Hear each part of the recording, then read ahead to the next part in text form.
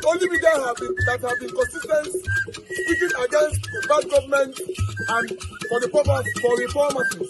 Niger what yo?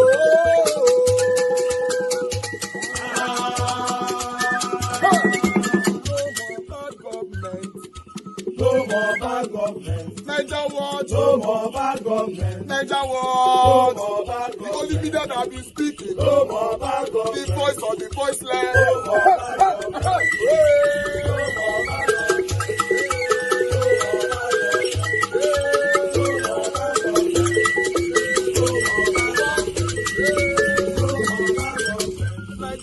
No more bad government. For the poor, no more bad government. Niger what? No more bad government. Niger what media?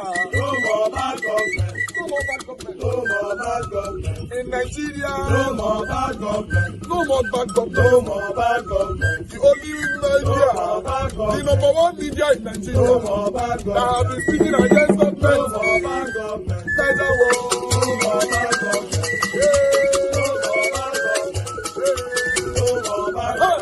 Niger what you? The voice of the voiceless. The voice of the voiceless.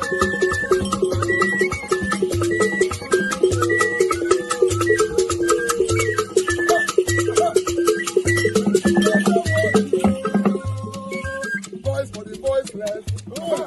Voice for the voiceless. Niger what media? Voice for the voiceless. Niger what media? Voice for the voiceless. The only media that have been speaking against bad government. Being consistency since 1944. Voice for the voiceless. Voice for the voiceless. Umuwame. Voice for the voiceless. Umuwame. Voice for the voiceless. Voice for the voiceless. Voice for the voiceless. Voice for the voiceless. Voice for the voiceless. Voice for the voiceless. Niger what you? We have been seeing all you guys have been doing, and he recommending to everyone in Nigeria, saying that you guys are the number one. Niger what you?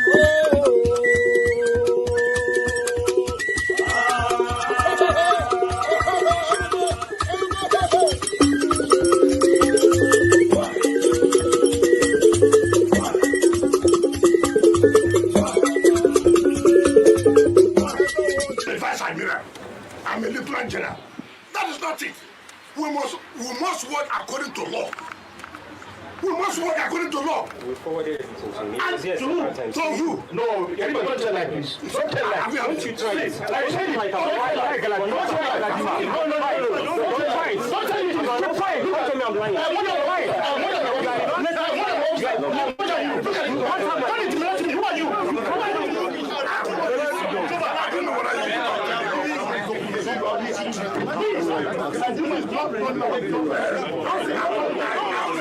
Just stop this here. Stop this. How do I face him? How do I face him? This is not professional. It's not professional. You can't even say the minister with this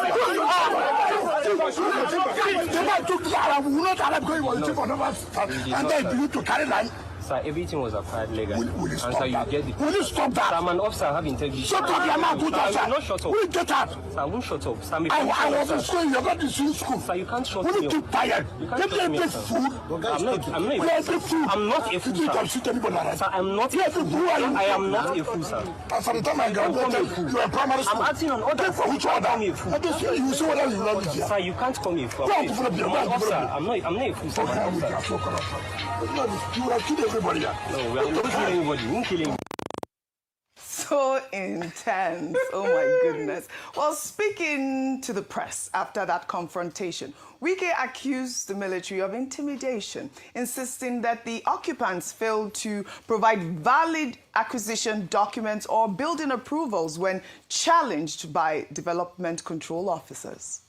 I don't understand how somebody who attained that position and see that he has a problem cannot approach my office to say, look, this is what is going on, this is what is going on. But simply because he's a military man, he could use that to intimidate Nigerians. I'm not one of those kind of persons that will succumb to blackmail or intimidation. And you can imagine where you cannot even prove where are the documents. And the director of the Revenue Control, he said, I said, look, I was here. I said, bring the documents. You don't have the documents. Bring the approval for building. You don't have it. And how can we continue to allow lawlessness to prevail in this country? What about those who don't have the military? What about those who don't have security? It has gotten to a level where when government officials are carrying out their job, you go and bring security to intimidate them against government officials. I will not accept that. All right, Wike has said that he had contacted the Chief of Defense Staff and the Chief of Naval Staff, both of whom assured him the matter will be resolved. I mean, reactions have trailed. Ayo, the name of the naval officer who actually called these military personnel to get rid of those people that were developing the land. Yes, so that's Vice Admiral A.Z. Gambo, retired. He's retired. He was naval former officer. Chief of Naval Staff. I think he served 2 years ago. So he's retired not but not tired. He's retired but not tired. He is retired but not tired. But you heard the officer there saying that he's not retired. Once a naval officer, if you can correct He's me. not ex. So we he's- can use the word ex Air Vice. I said so. You can use retired. You can use but retired, but you can't say former. Former, yes, okay. former. All right. Yeah. We're unraveling Got so many educated. things. Yes. Educated. Let's take some reactions because reactions have Okay. trailed. This person wrote on X. Classic case of he who lives by the sword dies by the sword. Wike thinks say na fubara. Anyways, power isn't loud. Wike is not used to getting a no. That's why he thinks he could intimidate an officer that probably already had him in mind. These are soldiers. He could have just spoken to his superior instead of trying to intimidate or even use foul language. Now, he ended up embarrassing himself. Now, I got this comment on WhatsApp, and this person wrote, what does the law say? This is Wike versus Nigeria naval officer. We may be happy that Wike met his match today. We may even say them serve the food of intimidation where himself they serve others. But regardless of our personal opinion, the law is not emotional and will never be. Under the law, a military officer does not have the right to intervene in land dispute matters, talk less of stopping a minister from inspecting a land. Under the Land Use Act, the land ownership belongs to the governor of the state, of which Wike is equivalent to in the FCT. Land disputes are civil cases, and even the police doesn't have the right to intervene until there is a crime, like fighting. The basic responsibility of the Nigerian military is to defend Nigeria from external aggression, maintain the territorial integrity and secure the borders, suppress insurrection, and act in aid of civil authorities to restore order under specific conditions and presidential directive only. Any attempt by a military officer like what we saw today to assert jurisdiction or forcibly intervene in a non-military land dispute is unlawful and an abuse of power. That military officer and whoever sent them on that mission needs to face punishment for acting outside their legal jurisdiction. It is an insult to our democratic ruling to have military officers sent to protect ordinary land, a civil case for that matter.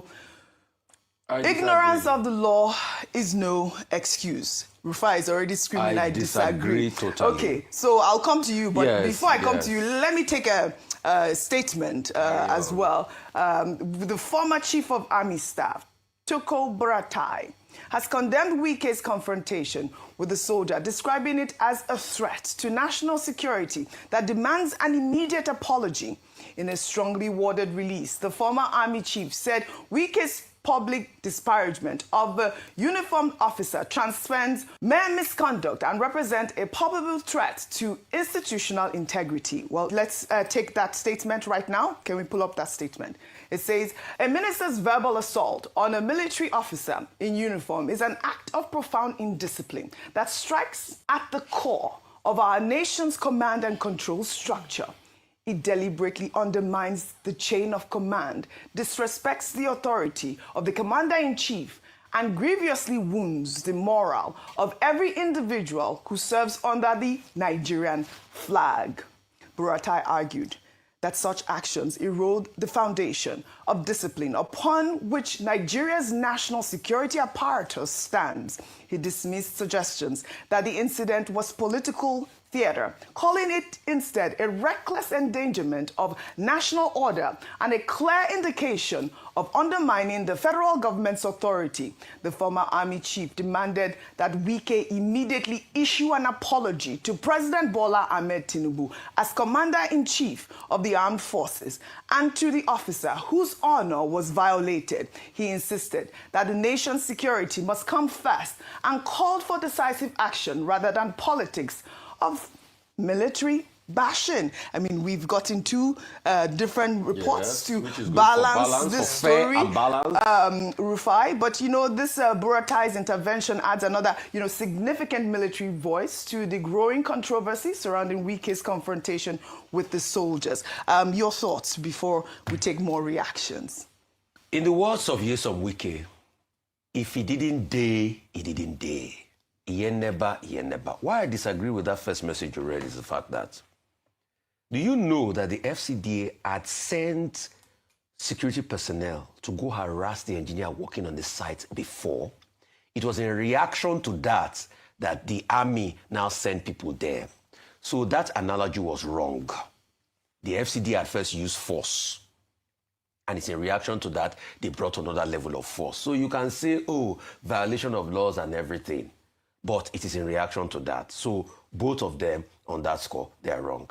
The second score that is wrong, please, with due respect, how many court orders has Wike himself respected of people that he goes ahead, that they have a court paper, and they have an initial agreement, he will turn their pack around and take it? Didn't we talk about the story of those two young girls here? Didn't I challenge the senior advocate of Nigeria, Mr. Falono, about it? How many has he respected? See, let's not deceive ourselves. Wike has acted like a god over the land in Abuja, and he forgets that you're not going to be FCT minister forever. Before you, El Rufai, he did his own. He still left in the end. Why? Meaning? Please, be gently.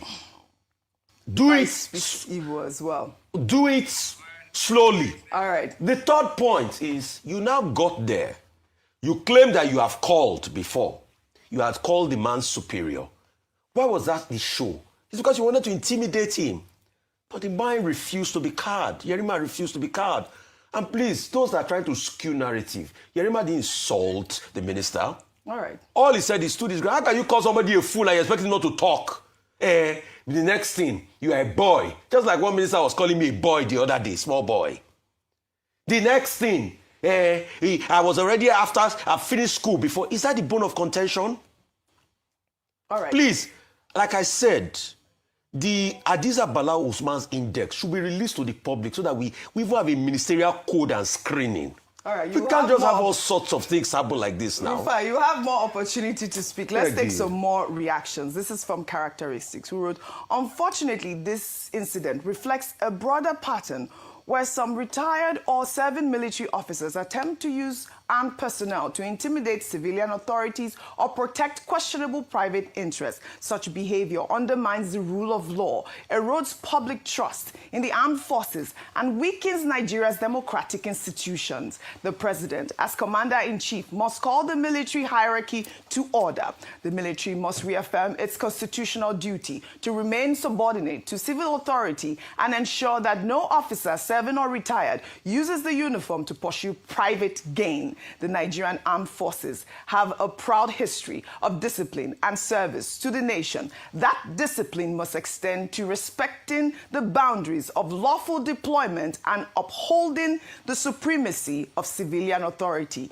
The events in the FCT should serve as a wake-up call for renewed civil-military education and strict accountability within the rank. Well, before I come to you, we got reports alleging that, you know, that disputed 30-hectare plot of land in Gadwa district was originally allocated to serving and retired military officers, but was later revoked by Wike. That report has been making the rounds on social media. The report also alleged that the land was reallocated to Wike's political associates and that the revocation and redistribution were carried out in total disregard of due process, official recommendations, and existing approvals. Well, according to a 2022 letter from the FCTA Parks and Recreation Department, the land was originally designated as a green area for park development and was subdivided by various organizations, including Santos Estates Limited and Quiro International Ventures. An approval was reportedly sought since 2014, but ignored despite memos recommending it. The FCT minister was said to have changed the land use from park to recreation to multi-purpose before issuing fresh rights of occupancy to new beneficiary. We're seeing this sort of, reports. And I must say, those documents that were presented right now has not been independently verified by Arise News. But these are the reports that are circulating, plus the fact that it's trending. The dispute, Ayo, exposes the complexity of land administration in the FCT, where powerful interests often collide. Wike has built his FCT tenure on aggressive enforcement against illegal development. These new allegations raise questions about transparency in his own reallocation process. Well, a 2022 video showing the moment a chief superintendent of police defied an order from Lagos State Governor Babajide Sanwo-Olu to vacate the Magodo Phase 2 estate amid a lingering land dispute has resurfaced online, drawing sharp comparisons with FCT Minister Wilson Wike's confrontation with the soldier.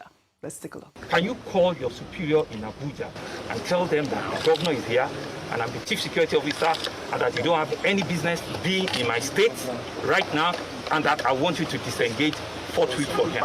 Thank you very much, sir. Your Excellency, sir. I'm not here on my own orders. That's why I'm asking you to make a phone call and tell them, your superior, that I'm here standing in front of you. Make that phone call. Thank you, sir. I'm here on instruction of this Inspector General of Police to the AGIS, sir. And that is why I'm here. I'm too small or too low to call them. Your Excellency, sir, with due respect, sir, you can call them directly, sir. I've spoken to the Attorney General this morning, so he's not aware that you are here. We're expecting the call that we should disengage. That's what I'm saying to you. Yes, sir. Because when I make the phone call, it will be tougher. If you can call and say that the governor is here in front of you, what should you do?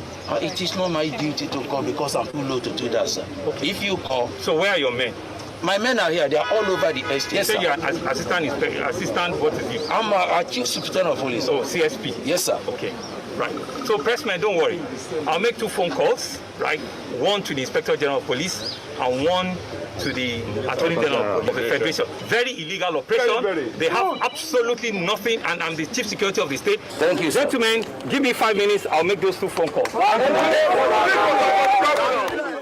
All right. I mean, that video began trending, and you can see the stark difference between how the minister handled the soldier and how Babajide Sanwo-Olu, the governor of Lagos State, handled a police officer with respect and with respect to the Nigerian public. He didn't call him a fool. He didn't tell him to shut up. You know, he was not disrespecting the man in uniform. And you see these pictures have started trending online. This is it. You are a fool. I'm not a fool, sir. And the military man stood his ground. Ayo. All right, so some people have described this show of, I don't know what to call it. I'm trying to remove the word show of shame, but I don't think there's anything more elevated, anything better to call it. Yes, it's a show of shame, and it's quite unfortunate that this has happened, but it gives us an opportunity to see what happens. This is impunity versus impunity, because if you look at it objectively, both sides, and as reflected by the tweets or the ex posts you read out, are, they come under questioning. Number one is that, as when you speak to many quarters, this issue could have been resolved amicably without this show of shame and show of force and show of whose power is higher than the other power. What were the options available to the FCT minister? On arriving there, the easiest thing is that when matters like this happen, you go to court. As they always ask, that this could have been resolved using, and this is where we talk about the respect of the rule of law. But guess what? We don't have the respect for rule of law and institutions. Hence, we take matters into our own hands, and then we have a state of anarchy. And that's what ensued yesterday. Very unfortunate incident. A state of anarchy where Nigerians then resort to taking matters into their own hands. So what does this mean? Does it mean that the response to FCT Minister Wike's going around revoking land is to get military on your land so that he will not be able to enter? That's a state of anarchy, whereby people take matters into their own law and they don't respect the rule of law. And so in the same vein as well, the military, former CNS, could have gone to court to challenge the revocation of the land by Mr. Wike instead of sending his boys to the ground to resist any kind of... But that's what I'm saying. No, but that's what I'm saying. It is the strength of our institutions, and that's why we keep talking about strengthening our institution. I say this because if anything had happened, Wike would have unnecessarily wasted the lives of those servicemen, because he had said that everybody here would die if I wanted to show myself. No, would have died. I don't think he said. He said no. He said that if they would have been a shootout if he wanted to assert his authority. No, so what I'm saying, no, I watched the video. He said I watched the video. He said what you are doing here, people would have died. Yeah, well, that's so. What he meant was that if he had allowed the altercation between his security aides and the military, but that's what I'm saying. That these young men who are supposed to be saving lives and properties of Nigeria would have died for a useless cause because people's egos were God. That's what I'm saying. That if we don't respect institutions and the rule of law, this is what happens with big manism in Nigeria. And so that's why I'm saying that on both sides, we have the courts for a reason. We have due process for a reason. Can we follow due process? For too long, people take matters into their own hands, and we have, powerful people just flouting the laws for no reason. I applaud the uniformed officer. According to a military man, no commissioned officer would take that insult to his person lying low. And so he spoke with dignity, he spoke with respect, and he stood his ground based on orders. We're yet to hear from the military hierarchy at this point. We've heard from Buratai. So we'd like to see really the resolution to this sort of engagement. Plenty questions were raised, and I'll just ask some of them. And this is for, the military command. First, can the Navy or military stop enforcement action by civil authorities too? Can an officer of the Nigerian Armed Forces in uniform be abused and insulted? Is the uniform not the symbol of the sovereignty of Nigeria? Can civil authorities disrespect the sovereignty of Nigeria as represented in the military officer in uniform? Finally, should the minister not have reported the officer to his commander-in-chief? We did see that he called, and so these are the sort of questions that we want to hear from the military command. Bimba, I've loved your comment, but we've run out of time. I'll take this story and then you can do that. Well, all right. In Edo State, reactions continue to trail the invasion of the Museum of West African Art in Benin City by protesters demanding the facility be renamed Benin Royal Museum. The protesters forced the evacuation of international guests and the cancellation of the museum's opening event, speaking while receiving a foreign delegation at the government house in Benin City. Edo State Governor Monday Okpebolo expressed surprise over the visit, saying he had no prior information about the event. The delegation included representatives from the European Union and German ambassadors. Governor Okpebolo stated that the previous administration never briefed him about MOA, nor handed over any documentation concerning the project. He described the controversy as stemming from lack of transparency by the previous administration, questioning how the project evolved from Benin Royal Museum to Edo Museum of West African Art, and now Museum of West African Art, without clarity or consultation. Over the weekend, protesters chanted songs in solidarity with the king. He say,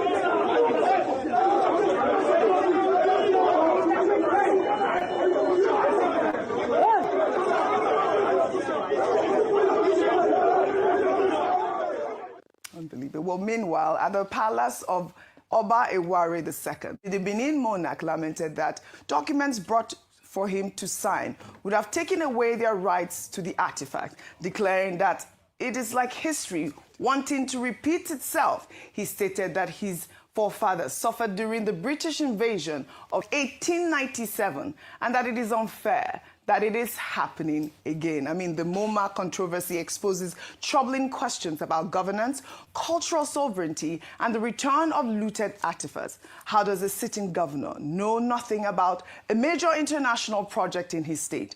Why were documents prepared that the Oba claims would strip Benin of rights to its own heritage, while Governor Okpebolo says he's constituting a committee to investigate? Nigerians must now ask, are we genuinely reclaiming our stolen heritage or witnessing a new form of cultural disposition disguised as restitution? And those are the questions that people are asking at this point. You saw that charade on Sunday. It was a complete mess. And we're seeing that the governor is saying that he was not aware. I mean, this is our heritage. To have a say in it is another concerning development. No, I said just one sentence. My one committee to address the recent events at MOA and develop a comprehensive framework for permanent resolution. I know that the committee is chaired. Profile event at the Museum of West African Art in Benin City, attended by investors, artists, and foreign diplomats, descending into panic and forced to shut down after angry protesters stormed the venue. Videos showed a group insulting foreign guests and ordering them to leave after entering the grounds of the Museum of West African Art, or MOA, in Benin City on Sunday. The protesters were angry that the museum was not called the Benin Royal Museum. 2 days ago at the Museum for West African Arts, where derelicts and mental hobos invaded the Museum for West African Arts, terrorizing our guests who had come from all around the world to enjoy the splendor of West African arts in the Benin Kingdom. And it was an embarrassment of gigantic proportions, because the entire world is laughing at us, making mockery of us, because Benin Kingdom was always known to be a strong, virile kingdom with decent people, of a kingdom of warriors who had defeated nations in the past. How come these few misguided individuals have reduced the image of the Benin Kingdom to such disrepute? And we must condemn it as a people and as a nation. Indeed, and in furtherance of the point you're making, and obviously the way that you feel about it, which we can all see, Nigeria's Tourism, Art and Culture Minister Hannatu Musawa said that the disruption at MOA not only endangers a treasured cultural asset, but also threatens the peaceful environment necessary for cultural exchange and the preservation of Nigeria's artistic patrimony. Obviously, she's speaking in the context of the Nigerian government's attempt to consolidate this country's place as an African cultural superpower. Exactly, I mean, exactly what it is. How do you interpret what she had to say? Are you encouraged by that? Well, I share her views, and that's the view of many decent Nigerians who felt very upset that such foolishness, if you allow me, could be perpetrated in the Benin Kingdom. And we hold the government responsible for this, because when ambassadors visit a state, it is the responsibility of the state to ensure that they are protected. The ambassadors had notified the governor weeks and months before that they were coming. How can it be the governor could tell the people, could, in my opinion, lie to the people that he did not know that the ambassadors were coming? These ambassadors are international figures. They're not members of the PDP that you will say, oh, that you want to play petty, primitive politics with. And we want to appeal to the governor to rise above this pettiness. Let us reduce this lack of hygiene in our politics so that the Edo people can enjoy real governance, because that's what it should be about. But how has it come to this? I think it's poor politics, if you ask me. I think the genuine issues which I really want to address, and to stop the peddling of wrong information that has permeated the hearts of many people, is that the Museum for West African Arts ought to be the Benin Royal Museum. That is not true. Those are two Yeah, but mutually... where is yes. that coming from? Where is that? You're saying that some people are saying it ought to be. Okay, yes. Is that coming from the palace? Okay, Because that's the impression that we have. Let me give you a little history of how it all happened. Yeah, briefly. Yes. You know, the artifacts were returned in November of 2021. The French government... The cockerel, yes, the bust. Yes, they returned 26 treasures. Right. In June or in July of 2022, the Germans returned 1,130 bronzes artifacts to the Benin Kingdom. And earlier this year, in June of 2025, the Dutch returned about 130 artifacts. So the idea was that the Benin Royal Museum should be built to house the artifacts, specifically for the returned artifacts. That was the idea behind the Oba of Benin, in his wisdom, suggesting that the Benin Royal Museum be built. And in fairness to that wish, but obviously the Benin Royal Museum is different from the Museum of West African Art. Absolutely. Yeah. The name alone should suggest to anyone that has, can understand that the Museum for West African Arts is to showcase West African art. While the Benin Royal Museum was specifically to showcase the return artifacts. How anyone could mistake the two is really preposterous. But was there an element of competitiveness there? Because obviously, if the two of them are in the same location, that could promote some kind of competition, couldn't it? No, and we will welcome such a competition. We want to have 20 museums in Benin. Benin Kingdom, like any other civilization anywhere in the world, is celebrated for our rich cultural heritage. So yes, if we have, and we want to have the Benin Royal Museum, because if our king wants to have it, and we find faith in his wish for us to have that, we also welcome, support, like the Museum for West African Arts, that will also be like a support base for other museums on the West African. But was there an issue about the Museum of West African Art in preference to the Royal Museum housing those Benin bronzes, those stolen artifacts that were returned? I think that is a narrative that is wrong, that has been peddled, because it is suggesting that, instead of building the Museum for West African Arts, instead, we're having to focus on the museum. Instead of building the Benin Royal Museum, we're having to focus on the Museum for West African Arts. And they're raising a lot of money. Yeah, as well. But this is the difference. The Benin Royal Museum was to be built by the Edo State government. It was to be a government project. And that is why in 2019, the Edo State government had budgeted 500 million naira for the construction of the Benin Royal Museum. And at the time, the federal government had also given a grant of 2.5 billion naira for the same purpose. So that was completely different. What happened with MOA was that the Mellon Foundation, the Ford Foundation, international community, and even the Germans, the French governments, and a lot and all of the rest private individuals Yeah. thought that, okay, we can situate this museum in Benin owing to this historical record, but let it be for a wider West African population. And what you had on display on the day of this attack was a display of exhibitions of Nigerian, Ghanaian, Togolese curators, and archaeologists, and people. We were having to understand the beauty of West African arts. Well, I mean, from our own perspective, because obviously we're not from Edo State, or we're not there. We're simply looking from the outside in. I mean, in 2023, the outgoing president of Nigeria, Muhammadu Buhari, very controversially decreed that the Oba of Benin is the rightful owner and custodian of all the Benin bronzes and the stolen artifacts from Benin, which led the University of Cambridge to delay the planned return of 116 artifacts. So I didn't think they didn't think that the environment was right for keeping those things. I mean, how did MOA get entangled in all of that? I'm not quite sure what happened. Well, I did a little study, and I realized that wherever artifacts have been returned, this is not the first time. It is government to government, because it is a reparation of some sorts, in recognition of historical misdeeds.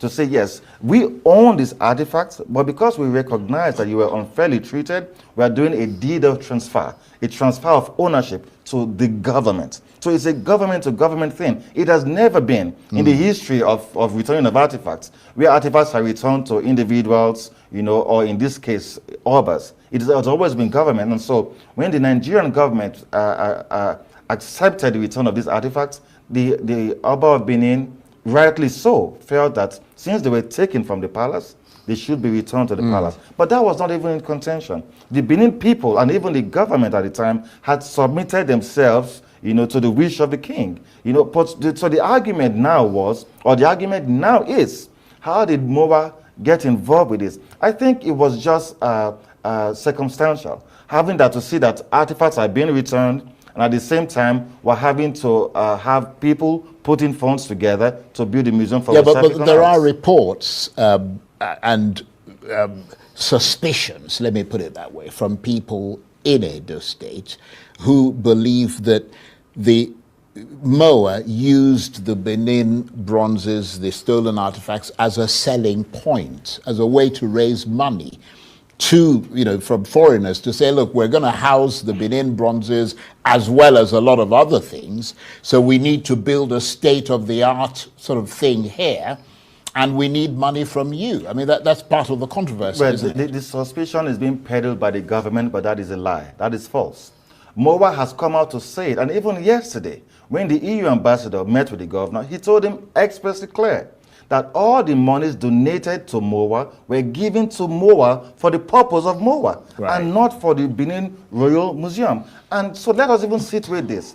Whenever there's been a return of artifacts, like I said, there's never been a compensation or a payment for the return of artifacts. It has never happened anywhere in the world. I was doing a little study, and when the French returned artifacts to Ghana in 2021 or 2022, some money was given as a cultural cooperation kind of money. It wasn't a payment, or it wasn't a compensation. So the idea that, the artifacts should have come with money is misguided, because even in the agreements between the Germans and the Nigerian government, it was clearly stated that there was no financial compensation to be made. So from what you're saying, can we glean from it that a lot of this has to do with money? Because I understand the Museum of West African Art has raised millions of dollars internationally. I mean, we read somewhere, I don't know, 30-something million dollars or more, especially from the French and German governments. Well, I'm thinking it's having more to do with petty politics, because I am acutely aware that this whole controversy didn't have to get to this extent, but because we're having to play politics, and the APC is taking advantage of the little misgivings that the palace may have with this project to amplify their gains, and that is shameful. That we're having to drag the palace into politics just because of But I mean, is it a failure as well on the part of the previous government of Governor Obaseki, your government, not to have seen this coming? I mean, didn't you read the tea leaves to see that the controversy was deepening and evolving into something of a crisis? Charles, I totally agree with you, and I think we will take the L for that and deal with the consequences.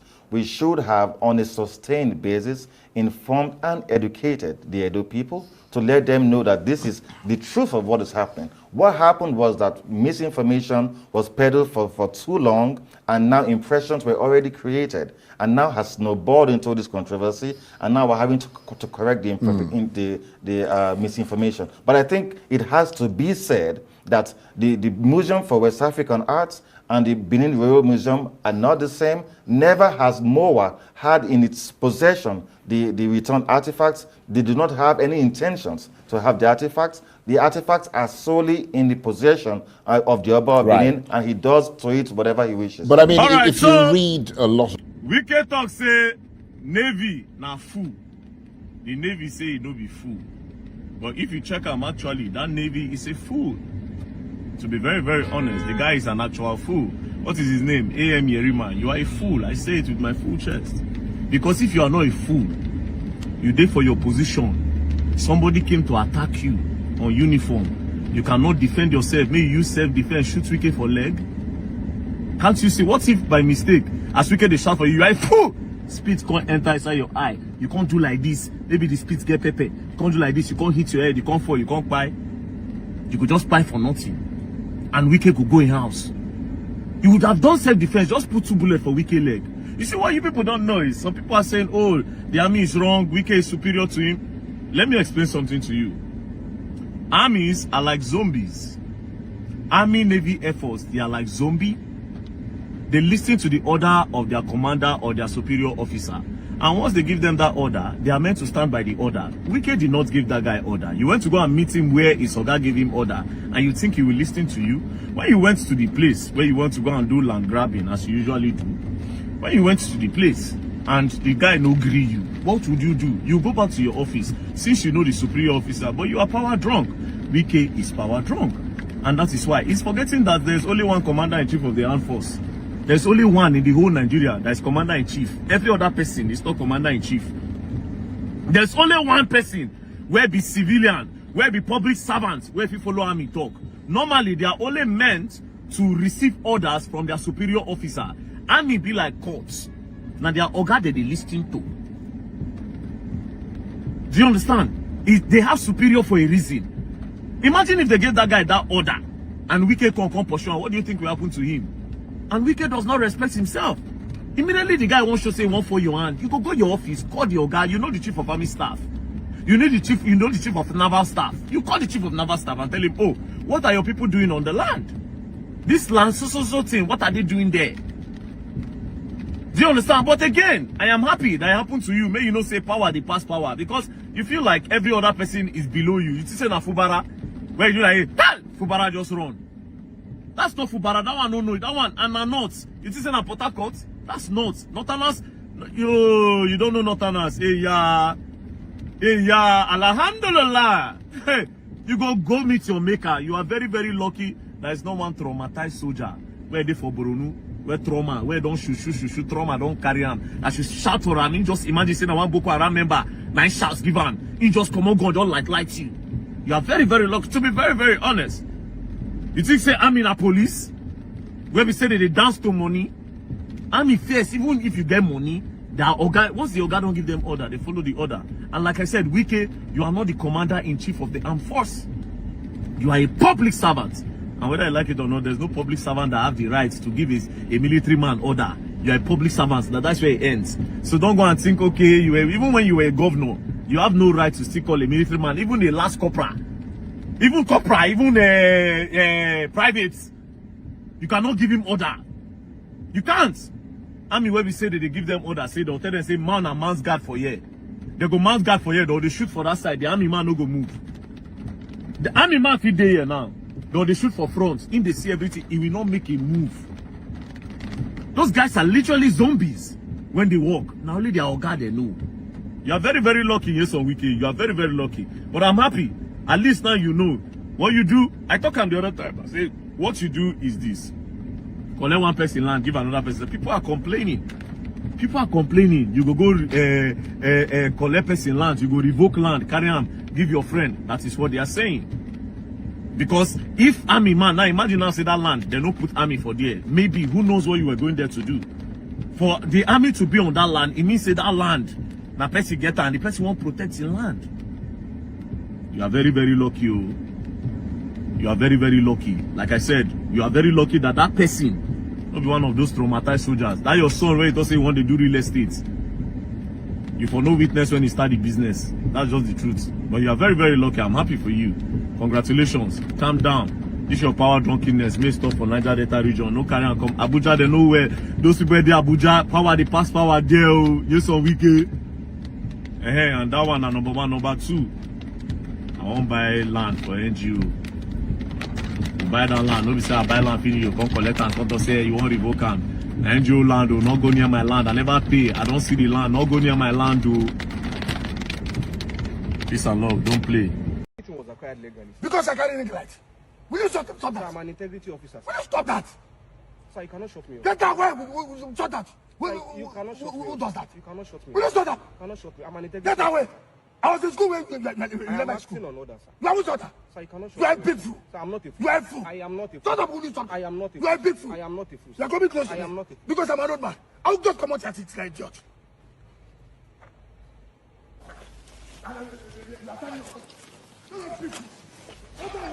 It was acquired legally. Because I carry neglect. Will you stop that? Sir, I'm an integrity officer. Will you stop that?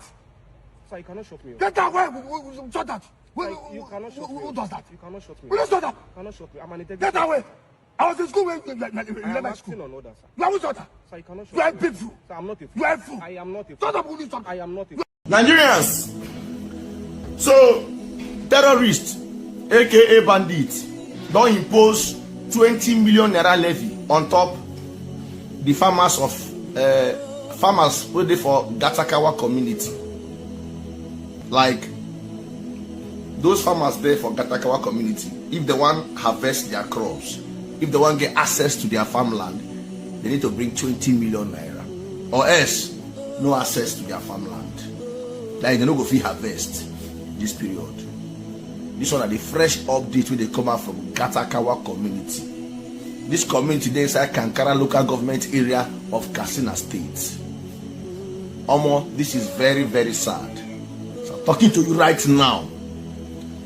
They have told them that for you to have access to your products, your farm products this year, to harvest them, 20 million naira or no access.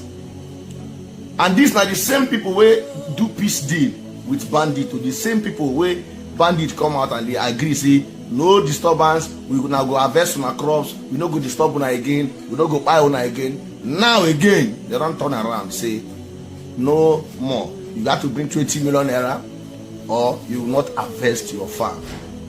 This thing is happening live and direct from Gatakawa community inside Kankara local government area of Katsina State. As I'm talking to you right now, the farmers there don't they carry their belongings, they sell, so that they fit raise money, take pay, then can go harvest their farm products. Kai, the country where we dey, see the kind of country where we find ourselves. So as a farmer now, before you go harvest your product, you need to pay bandits. You need to pay them. Those ones who don't get to pay, they carry their products, they carry their belongings for houses, go they sell. So I'm talking to you right now, they sell their belongings. I know that community very well. I've been there. I stayed around that place for like 2 months. That's Gatakawa. I did there for like 2 months before I come out, come go do some come out, enter Takarida, all in Katsina State. So I know those community very well. Like you know if you tell me about Katsina State, my state with that. You get. So the people are crying for help now. The community people are crying for help because a lot of them, many of those farmers, no get access to 1 million, talk less of 20 million. And now the bandit, they demand 20 million from them. 20 million from them. Where they go from see this money now? And they get government. They get government who's supposed to protect them. But so Nigerians, I said make I bring her out, make una hear, because I know say the media no go tell una. They won't tell you these things that are happening. That farmers are asked to pay 20 million naira before they harvest their products in their farm. If they don't pay, they don't go fit enter their farmland. So pay or go pay to go get access to harvest your product, or forget about your product. And the situation where the people of Gatakawa dey right now inside Kankara community, inside Kankara local government area of Katsina State. Sorry, nice man, bring now up to speed.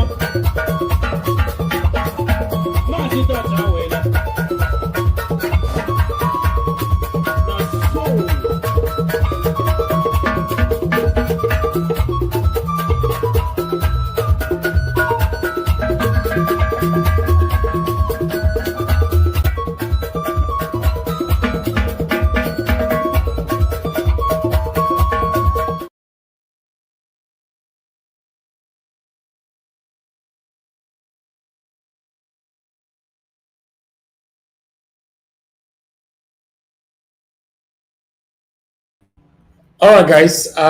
Good morning, good afternoon, good evening to every one of you. Thank you very much for your time with us today.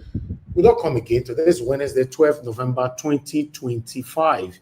Yes, there's always things to talk about in Nigeria. That's why we need a lot of streamers that can be talking about what is affecting us, because we can't talk about all of them.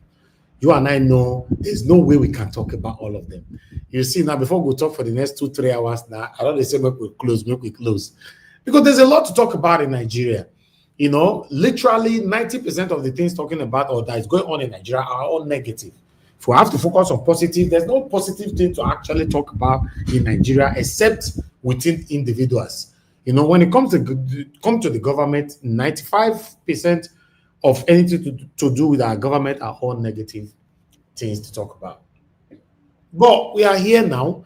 I'd like us to press on the like button, help us to share, press on the dollar sign if you can, encourage what we do here. Good morning, good afternoon, good evening, every one of you. Once again, I appreciate you all, my mother from Mama Diaspora. Good evening to you, Mommy. Thank you very much for all that you do. I appreciate you always for all that you do for us here. Thank you very much, my brother, Abu Azi. Thanks for all that you do. I appreciate you. I appreciate your consistency. Thanks for always being there. Every one of you right there, a lot of people have commented today. Currently, we have 860 comments, so there's no way I can mention all names.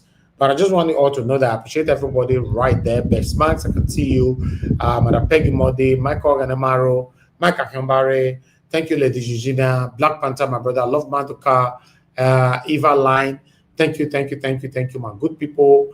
And God will bless you. Now, good enough star can see you. And God will bless you now. And those of you that have super chatted the platform already, Kiss the Ogera, I'm very, very grateful. God bless you. May your pocket never run dry. Thank you for all that you do, Mother.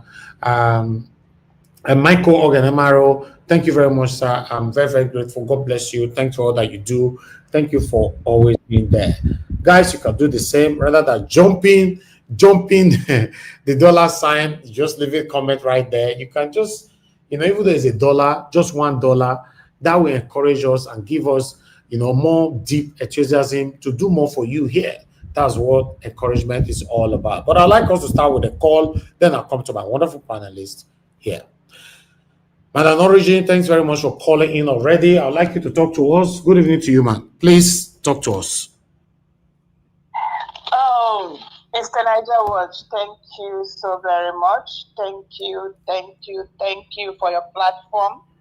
Thank you for setting up something called Niger Watch TV. Thank you, man. That is TV for the people. I want to really gone all out, angry, and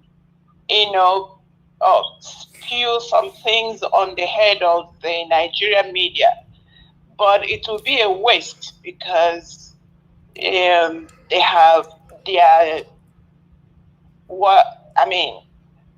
shenanigan has gone too far and I think by now it's even too late to for them to make any amendments, because they whatever is happening inside Nigeria, they are a huge part of the problem.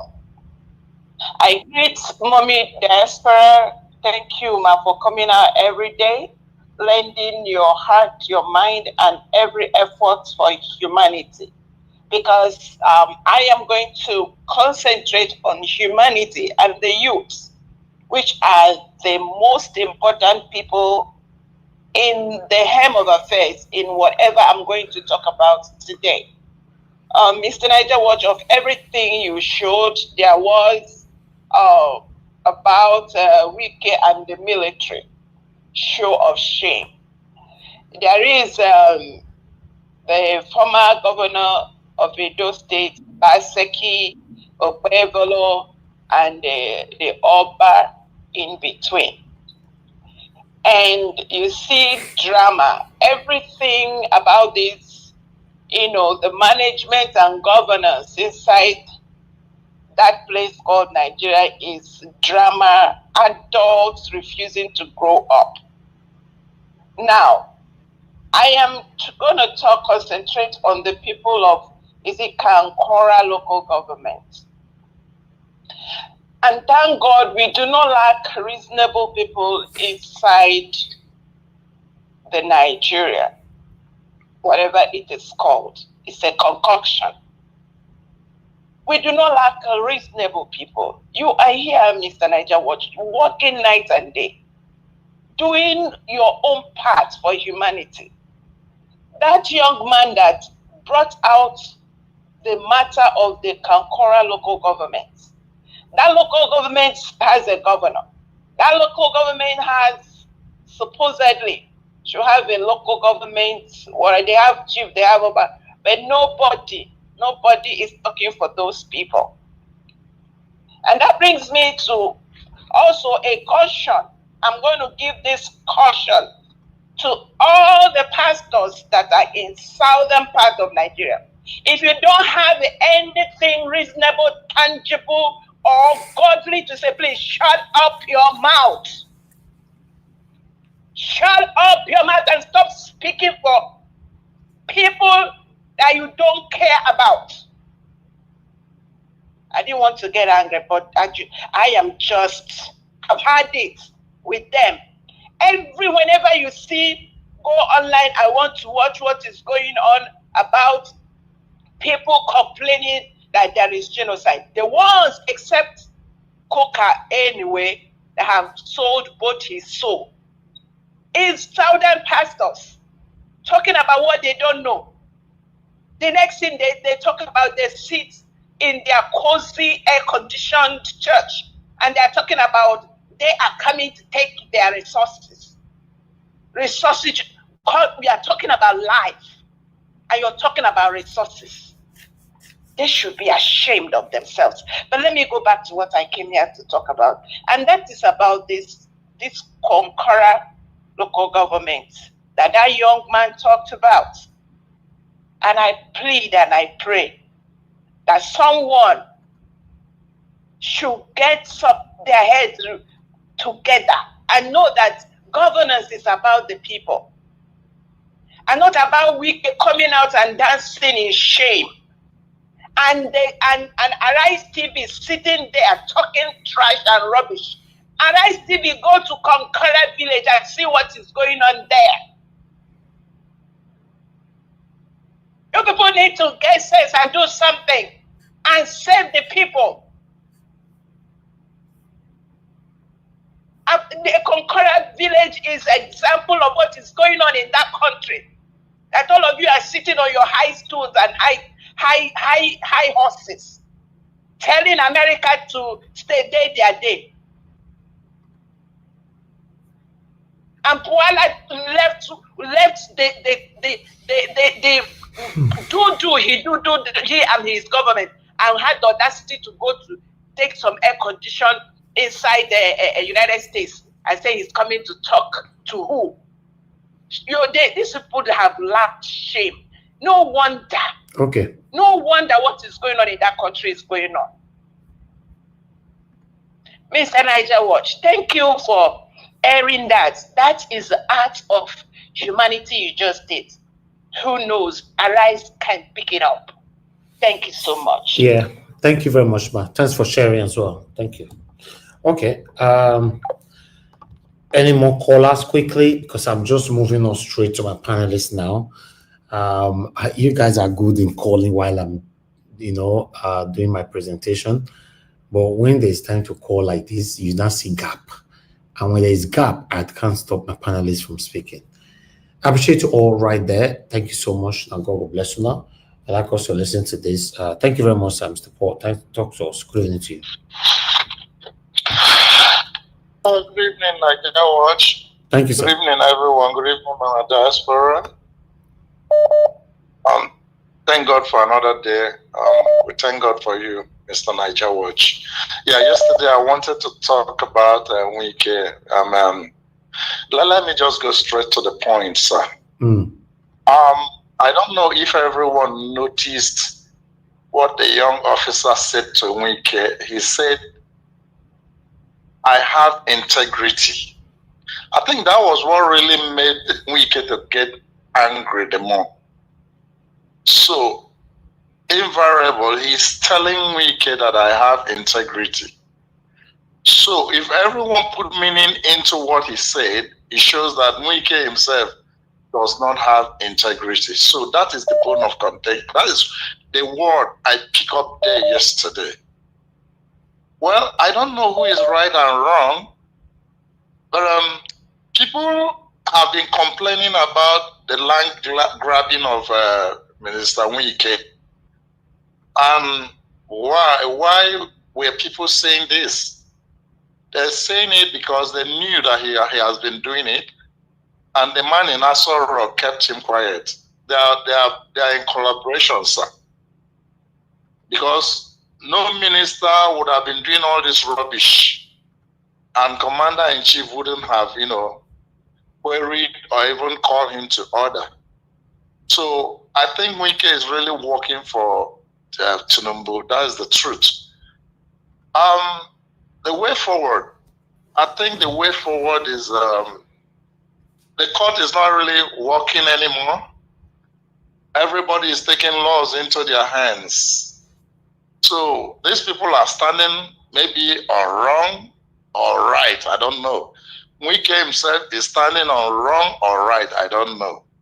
But the good news here is that for the first time, we see someone who puts Wike's in order and at least put shame on him. He could have gone inside there, they would have scattered all of their legs there yesterday. But why was it scared? I thought he said he's a man. He would have entered that place. But he left in shame and was making caricature of a call. Nobody even answered him. So it's a good thing that thing happened yesterday so that we'll see the gnash of the fowl.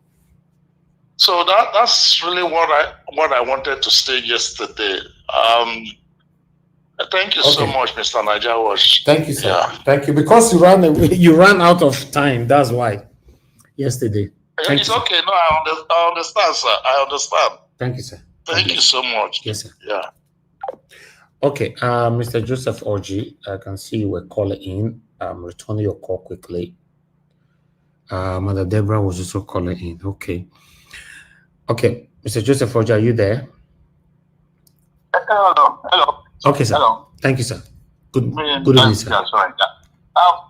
Thank you very much. Thank you for all you do, Mr. Elvis. Just a quick one, really. It's about two items.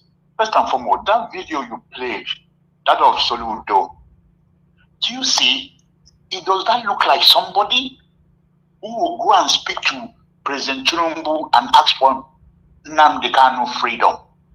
Does that look like someone who will look for the freedom of his fellow human being, Igbo man? Does that look like somebody who has a love, loyalty to a fellow human man other than himself? These people, I told you, my last comment about Igbos generally, I told you these people, there's too much selfish. I told you, IBO should be I before others. I'm telling you, extreme selfishness, no loyalty. That's exactly who these guys are. And the video I sent to you regarding Nnamdi Kanu, the man, the now announced president who went through hell and was thrown into prison. This guy shared prison cell with Nnamdi Kanu before he was released. He was with Nnamdi Kanu throughout several months, and he has come out to speak. I sent the video to you. You need to hear what's been going, what Nnamdi Kanu has been doing there. He's been their hero in that place, locked up. They don't see this man as a terrorist. These are Fulani people talking about Nnamdi Kanu. Even the DSS themselves, they have huge respect. To be frank, and then all these people, exactly what he said. He said this is exactly what they are discussing. That Nnamdi Kanu even know this. His fellow who almost lead those leaders, they don't want him to be released. They have first-hand information as to who is who, what's happening out there. Because the same people, they are giving them information. What these our Igbo leaders are doing. I'm telling you, you can see how very bad mouth, foul language. And that's what I'm telling you, an average Igbo man. But like that's how they are. I'm telling you, it's just unfortunate you have an exemplary figure. That's why I keep saying it. These people don't appreciate something that is good. Somebody like Mr. Peter will be an exemplary figure, emanating coming from your enclave. and nobody can rally around him. You know what happened in 2023, Mr. Elvis? It was a surprise, you know. It's a surprise. It can never be the same anymore. Any other time Mr. Peter will go for any more election, he probably won't have half of that amount of vote. From the East, I'm telling you, those massive votes he got in all those states, it will never happen anymore. These people like totally, they don't have any loyalty.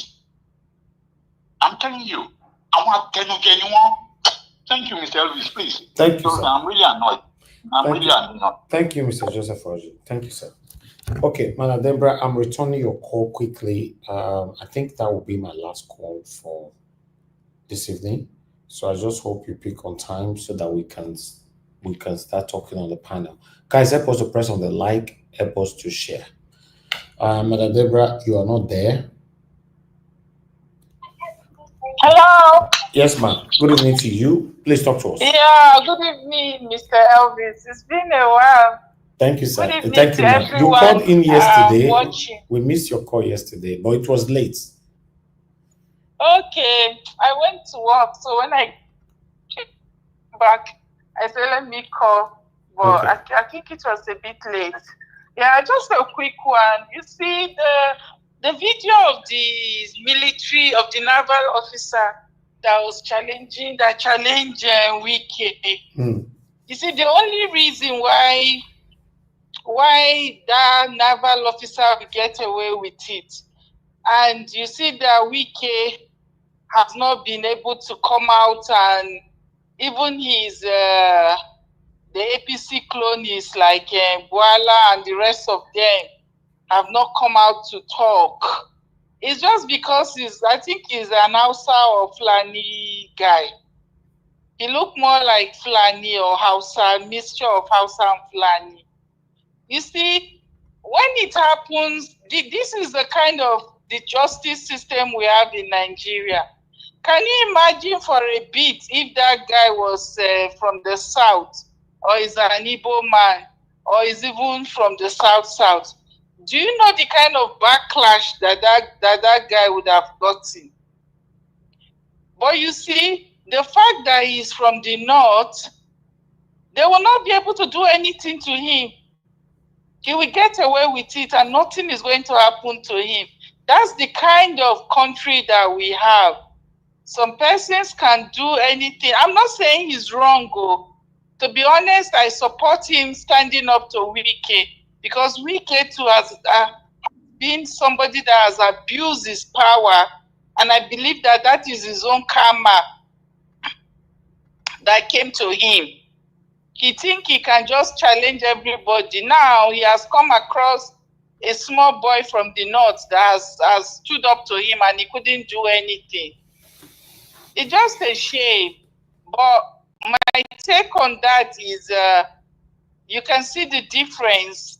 Assuming that naval officer is from the south or is from the southeast, I can guarantee you that it's not this kind of reaction that he will get. In fact, they will force him to come and apologize to Wike. But of course, because he's from a certain part of the country, you can see that the reaction is different. If it is somebody from the south that did exactly the same thing that this guy has done, I can guarantee you that he will still not get away with it. He will not get the support that this guy is getting. It would have been a very, very different situation.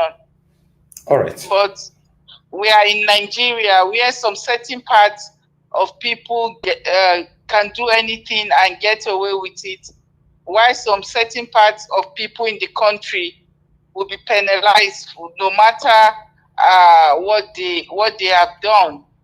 So it's just the system is all messed up, and I really hope that even those people in power that think they can do everything and get away with it, this is a clear warning to them that one day the citizens can rise up against them, and there's nothing that they can do about it.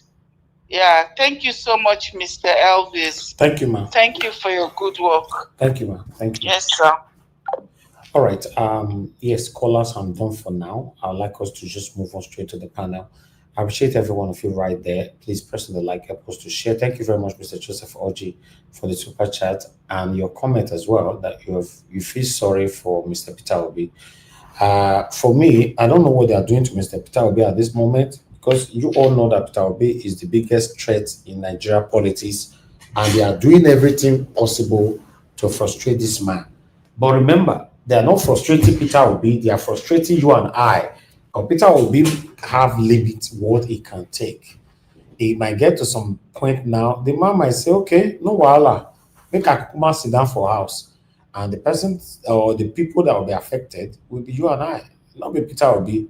So let them continue to push him and let Nigeria continue to be silent. That's all I can say. Thank you very much. I would like us to start talking on the panel. Thank you very much, everyone on the panel. Mr. Jonathan, thank you. Our Dream Nation, King Emeka, thank you. Thank you, Black Panther, Madam Patricia, thank you very much. God bless you all, my people. Okay, I would like us to move on right now, but I need to be sure that King Emeka is the one that is there. Just say something. You don't need to open your camera. I'm here. Okay, you're already on the. Okay, thank you, thank you. Okay, Madam Patricia, please do something as well. I want to be sure you are the one that is there. Good evening, Mr. Ibis, Mami. Thank you. Yes, ma'am. Okay, ma'am. Thank you very much, ma'am. Okay, Mr. Jonathan, you have the floor, sir. Good evening to you. Talk to us. Okay, Mr. Ibis, thank you very much. I greet you today. Thank you, God sir. bless you. God bless you Yes, greatly. And the good work you are doing. Thanks for the presentation. And fellow panelists, I greet you all. God bless you abundantly. Mom Diaspora, welcome. God bless you greatly. And my fellow panelists, my fellow commenters and callers, I greet every one of you. You all welcome. God bless you greatly. Mr. Elvis, today I want to crave your indulgence and permission. I want to speak on the issue that we talked about yesterday. But before I do, that was the issue relating to Nigeria election, what is the best way forward, and all the rest of it. So I want to crave your indulgence today. Mr. Jonathan, you have the right. You can speak on Okay. you are the first on the panel. You have 15 minutes to do that. Thank you. 15 minutes. Thank you very much. But before I go on that, you see, the issue of the royal artifacts of Benin, this is what I want to say on it. In Nigeria, generally, we are too entitled, the entitlement culture. It has been, we just love it. We love it so much. For most Nigerians, this thing, I don't think it is complicated. The Oba said the other day, for me, what I picked is that this is a scheme to reloot the artifacts. And that is what it is. People can be romancing words and be, Nigerians, we know how to spin. We're very, especially people that have public positions. They can spin, they can lie. This is what it is. This is the underlying factor. It is to reloot, and they come with different schemes. This is my own suggestion. The Oba has the pedigree to spearhead the fundraising for the Benin Royal Museum. He has the capacity, he has the pedigree, he has the wherewithal. Call the indigenes of Edo of Benin, both at home and abroad, one day. They will raise $100 million. There are Benin indigenous citizens that are architects all over, both at home and abroad, that will come up with fantastic architectural design so that the Oba, the Benin, the palace will be in charge. It belongs to the Benin people. It's the Benin heritage. Because by the time you are looking for funding from the Europeans, that is where all these things model up. And some people will see it as an entitlement. As a matter of fact, they want to steal part of that money. They will raise $30 million. They will raise $20 million here and there. They will loot more than 50, 60% of that money. But when the people, the daughters, sons and daughters of Benin come together, both at home and abroad, one day, on Niger platform, on this platform alone, if you, Mr. Evans, if you call for donation for the Benin Royal Museum, I guarantee you, one day, you will raise 20, 30,000 US dollars. How much more the Oba of Benin? This entitlement culture, we too love it in Nigeria, and politicians take advantage of it. It's just to reloot it. It is one thing to reloot the artifacts that belongs to the heritage of Benin Kingdom. It is another to now even steal the money meant for that museum. They have no limit. Everything is just about to steal and to loot, and then they will come out and spin the narratives. So this is just what I want to say on that.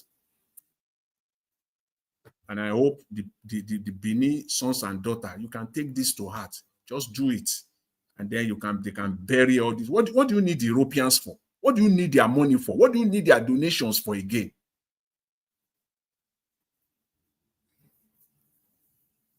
So, but on the issue of what we talked about yesterday, someone was on this platform yesterday, an individual came and asserted that elections are rigged in Canada.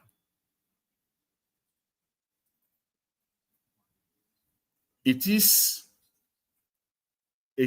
total aberration to make such a statement. On Niger Watch, somebody came and he said they rigged elections in Canada. For someone to come openly saying that elections are rigged in Canada without any proof or facts, it is, and at the same time, making false equivalencies. It is disgraceful and totally uncalled for. If you have facts that elections are rigged in Canada, because, let me say this before I go forward, if I don't respond to this in the strongest time possible, it will be a disservice. A disservice to a country, Canada, that has given me so much. I wish I can say that of my country, Nigeria, one day. And my children and grandchildren can also say that of my motherland, Nigeria. But I can say that of this country, Canada. It will be a disservice for me not to comment on it. And I call on everyone who is in Canada, who is living in Canada, or you are a Canadian citizen, and you come to this platform, you must make your voice known on this matter. I call on you all. You all know yourself. If you have facts to that effect, that elections are rigged in Canada, please put forward your evidence and facts. Put it out. I will also help you out. I will give you the names, email addresses of major news anchor in Canada, of the CBC, because if you have such facts, you're supposed to go public, you're supposed to go to people and talk to them so that they can bring it out. Canada is not Nigeria. Okay? Canada is not Nigeria. For whatever reason, and I don't want to waste my brain on that, trying to figure out your purpose, your agenda. I really don't want to spend too much time on that.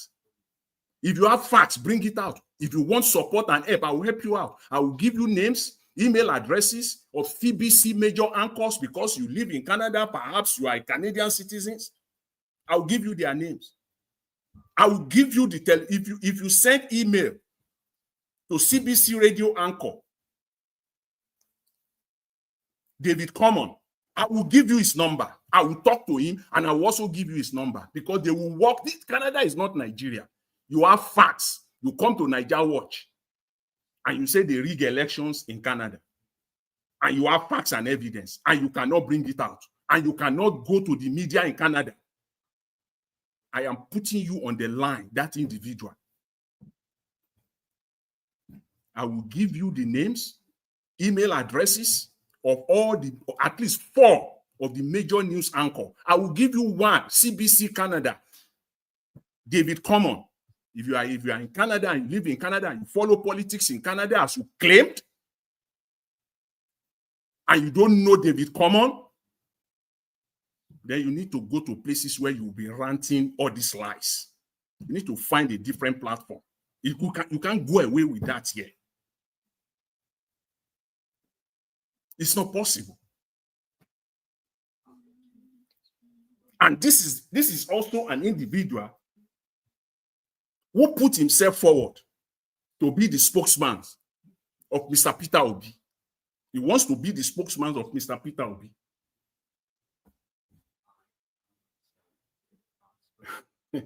That is laughable. For me, that is laughable. This is not the Nigeria that we need. Certainly, this is not the Nigeria that we need. We need a better Nigeria. I will simply compare, this person wants to be the spokesman of Mr. Peter Obi, and then you become the Boala of our time, of Nigeria today. You become the Felix Moka of our time today. So that you can come and spin fact and make false equivalencies. Comparing United States, the crime in United States, to terrorism in Nigeria, to genocide in Nigeria. Making false equivalencies to the fact that there is the cross carpet in United States as well, the cross carpet also in United Kingdom as well, the cross carpet in Canada as well, and comparing that to the cross carpeting we're seeing in Nigeria. Again, you can go and sell that to a different set of people. It cannot fly where someone like myself is seated. It can't. Without facts and evidence, please bury it. If you know you have your facts that elections are rigged in the nation Canada, bring it out. If you are a politician, bring it out. Let the media know about it. It will be interesting. I guarantee you. If you go to Andrew Shank, you know who, if you live in Canada, you know who Andrew Shank of CBC TV. You know him. I guarantee you within 5 days, and you have your facts, it will be on national TV in Canada. Because what you are saying can bring down the government of Canada. If indeed you have facts and proof that elections are rigged in Canada, and you go to these channels that I'm talking about, the government will fall. That is the country that I have lived for over 25 years. Get it straight. So don't come here and peddle such things.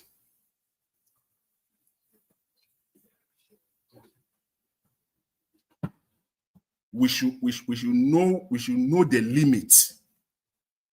If we want to make a point, we don't have to be so desperate because we want to make a point and then we'll go too far. That's what they do in Nigeria. There's no limit to how far they can go to put out false narratives, to put out false equivalencies, comparing what is not with what is what is real. They're very good at it in Nigeria. We see that every day. That's why the anchor said here earlier, there's no good news in Nigeria. You can't find good news. Unless you want to put out propaganda. If it is propaganda that you want to put out, oh my God, everybody will be laughing here. If it is propaganda that you want to promote here, everybody will be laughing here. Everybody will be laughing if it is propaganda, because it will all be good news all around. But if you want to say the truth and you want to face the facts, there is no good news to say about Nigeria as we speak right now. No. From where? From the economically, politically, even in the lives of ordinary people in their social lives? Nothing. Unless you want to spin the facts and the truth.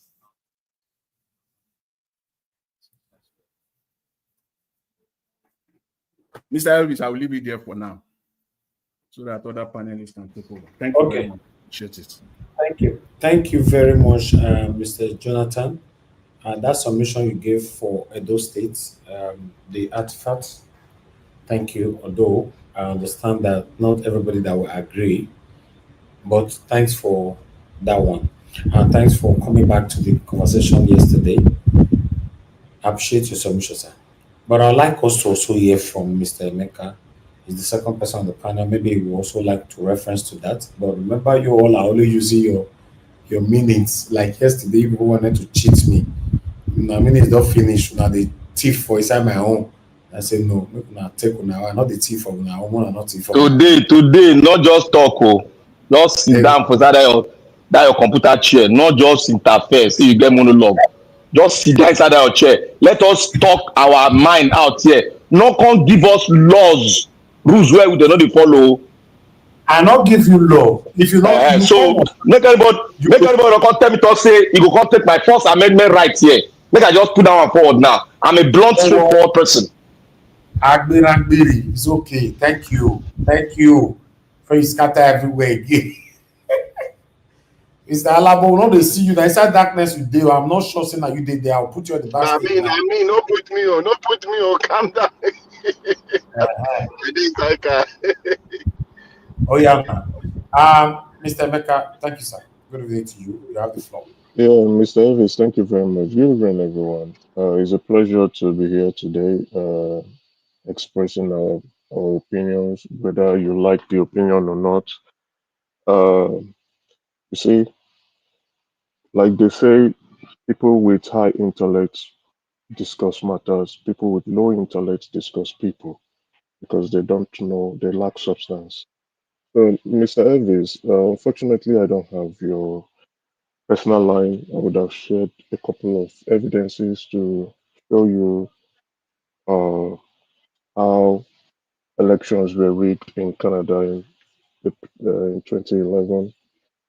There have been people coming out talking about how voters were being suppressed.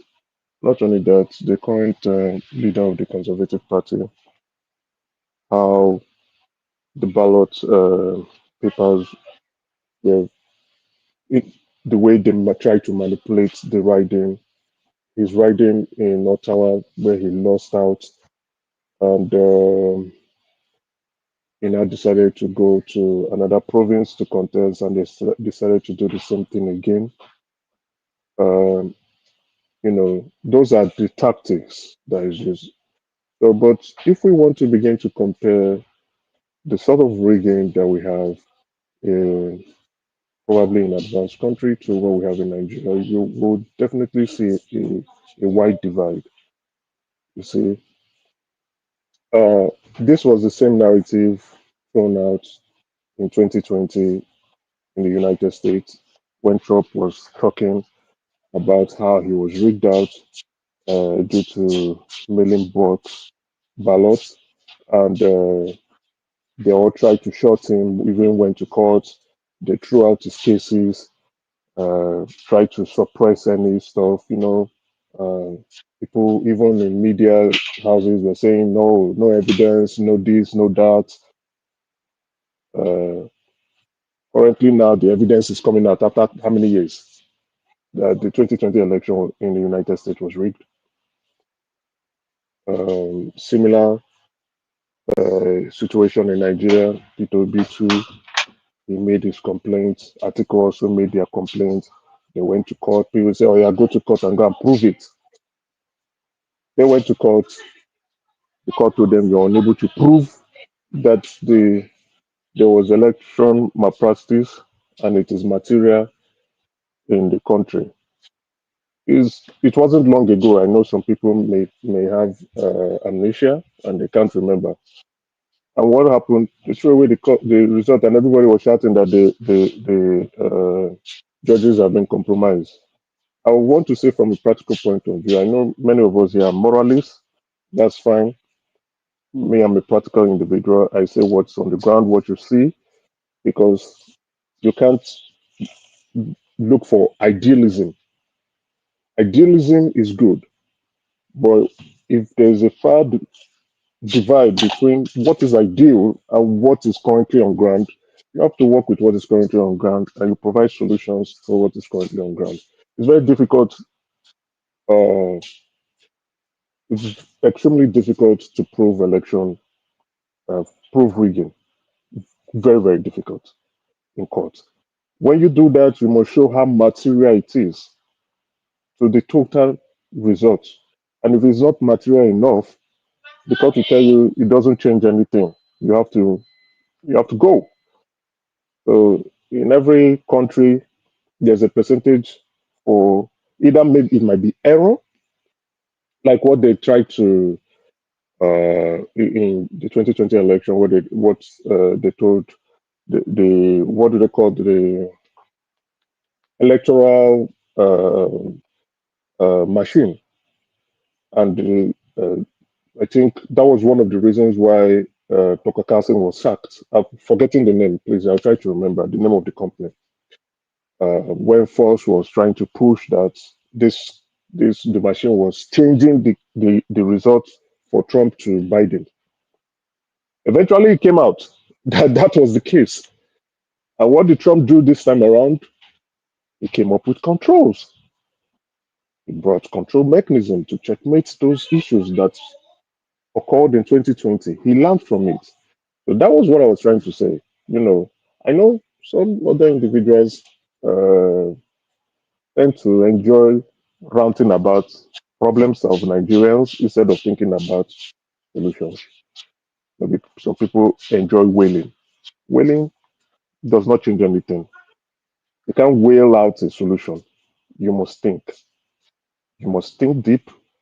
You must come up with solutions and you must implement. Even if you come up with solutions, you have to implement. If you don't implement, you're not solving the problem. So that's why I don't want to go about discussing yesterday's issue, but anyway, it's good to always have a rebuttal for, especially for low thinking individuals who would always want to talk about people instead of talking about the facts, opinion, criticize your opinion, have healthy debate, and probably come to a conclusion. So, like what I was saying, in Nigeria, to win an election for the president, you need to spend money. Approximately, as at I think the last time 2015, it was estimated that $20 billion. That's what you need. Elvis did a good job highlighting three factors, trying to divide it. That's really nice. If you are wishing that Nigeria would one day, or politicians will one day turn around, they will have the fear of God and say, okay, we don't want to rig again, then you must be a moron. Politicians, because of power is something people of means want. And then I'll cite an example. When the American revolutionists were tired of the British monarch and the tea tax, they didn't cry, they didn't wail, they didn't say, we wish things would get better. We wish the king in England will change his mind and remove these tea taxes that are always increasing. Oh, we are suffering. Oh, we are dying. Oh, what are we going to do? What are we going to do? Oh, England is killing us. Oh, this new country, they want to spoil it. Oh, this. No, they went to war. They declared war on the king and England, and they won their freedom. No, it's not about coming through the back door or through the window. You are breaking the door to come in.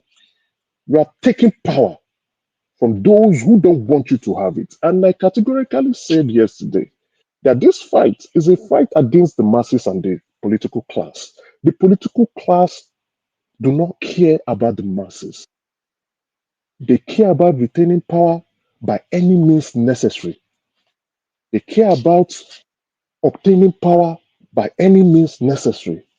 And they care about sustaining power by any means necessary. And you can tell from the outlook of every election cycle in Nigeria that these people are ready to kill, these people are ready to steal, these people are ready to do anything to either obtain this power, retain this power, and sustain this power.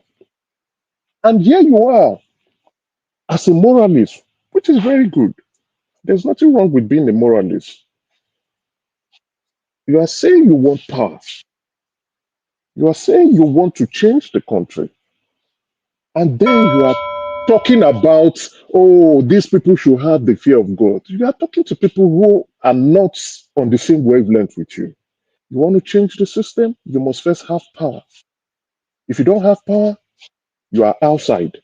You can continue to make the noise. And then I want to say that the political class, when the masses are crying, is allergic to their ears. They don't hear you. When you are screaming, they don't hear you. Their ears are blocked. You are busy talking to the wall. But if you truly desire power and you want to change, many of you say you trust P2B. P2B, yeah, no problem. He doesn't need to be involved. But you have to fight for power. And you must wrestle power against these individuals. I will stop here. Maybe when I have the time, I can talk about the practical things that one can do to obtain power from these individuals. Thank you very much. All right, thank you, King Emeka. I appreciate you, sir. Okay, Black Panther, then I come to Mother Patricia before our Gym Nation. Black Panther, you have the floor. Good evening to you, my brother. My brother. Good evening to everybody. May God bless every one of us. I want to thank Mommy in Diaspora. More grace to you and to every viewers that are here to listen to truth, not rhetoric. We don't speak rhetoric here. We speak truth. And when you are in truth, truth will make you stand. But rhetoric will make you fall at the end. Now, Nigerians are ungrateful. Many Nigerians, I'll say 75% of Nigerians abroad, they are ungrateful. Mr. Jonathan, may God bless you for your analysis. I would like to talk back on the Nigerians you saw in Dubai carrying axe, bringing courtesan from Nigeria, tore another man's land. Those are the disgraced Nigerians. Those are the ungrateful Nigerians, and they will never change. Because when you go into an environment, the first thing you learn the history of that place. You learn the ethics of that place. And you know in that place, if they go with facts, you erase all the shenanigans and the abnormalities you have learned in your country. You now bank on true facts and figures. You don't stand, nothing stand on rhetoric. Nothing stand. But the truth can stand the test of time till the end of the earth. It can stand. But rhetoric cannot stand. Fact can stand the test of time because fact is the truth. Now, my brother here said, oh, he heard from a president that he said, I cannot, they read the election in America. You're having the majority vote does not give you the presidency. But in Africa, having the majority stolen vote can give you the presidential seat.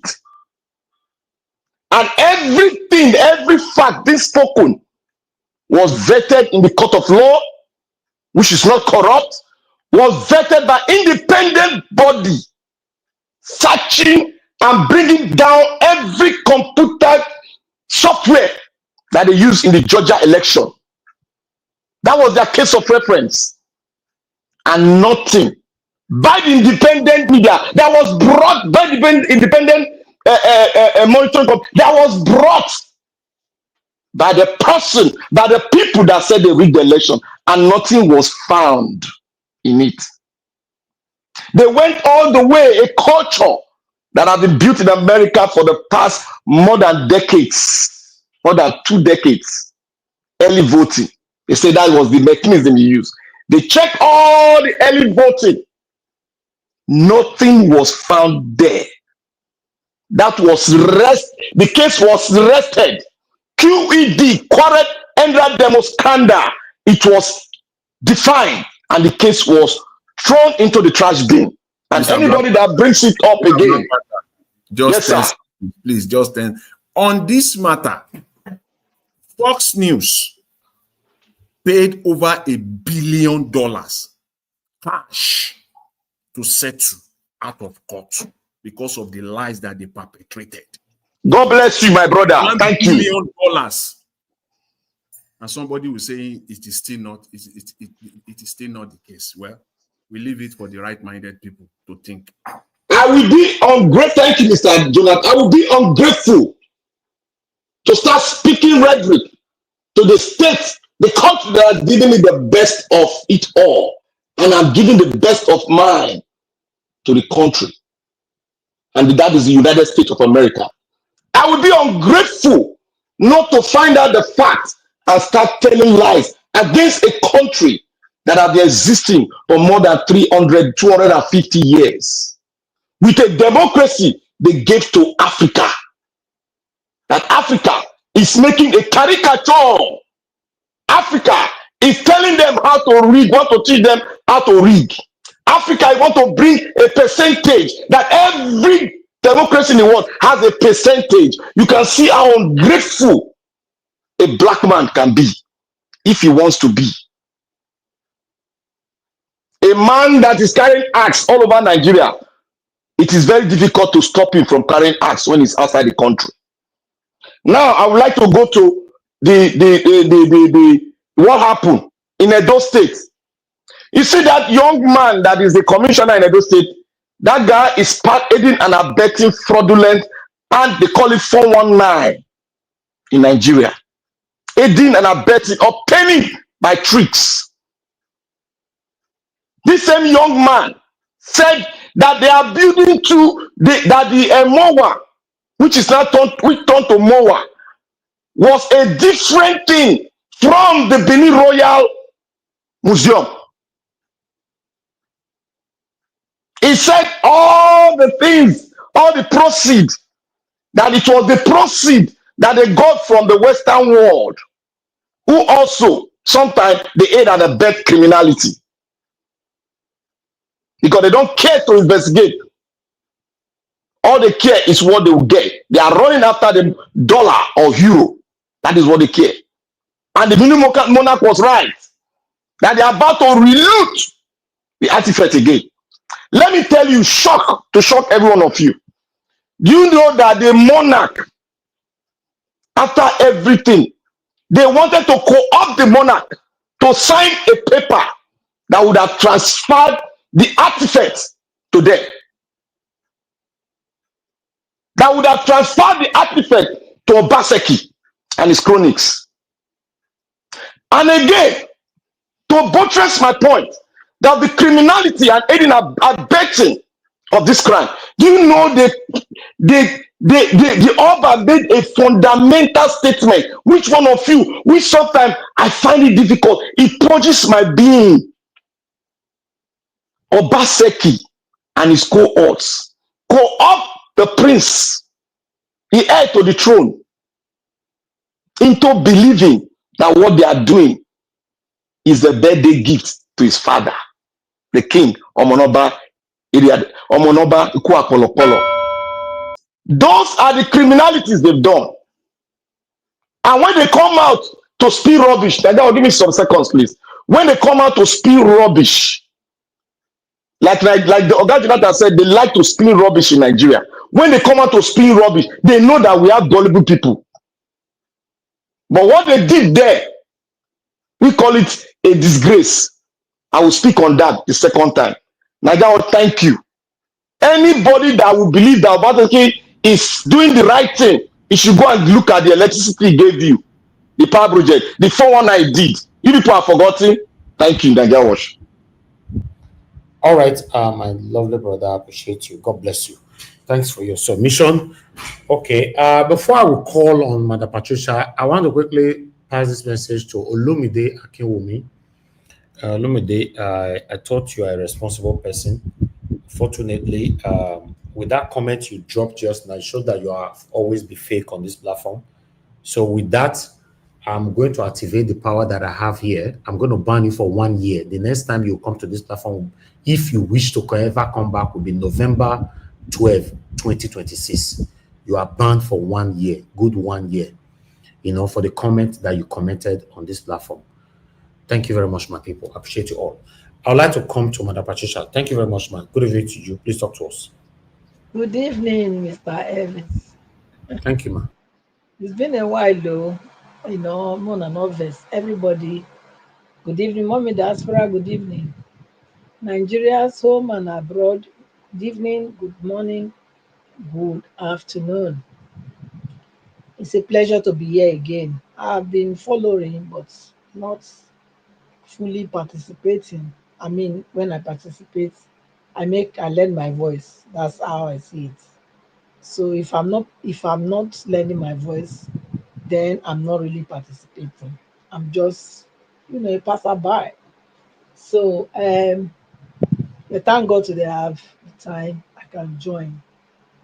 Anyway, I am out for this guy called Very Dark Man.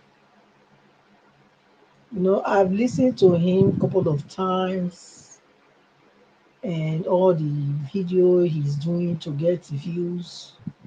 I can tell you that to me, I don't really make any sense from his submission. But Nigerians are, yes, gullible, so they can be sharing him up.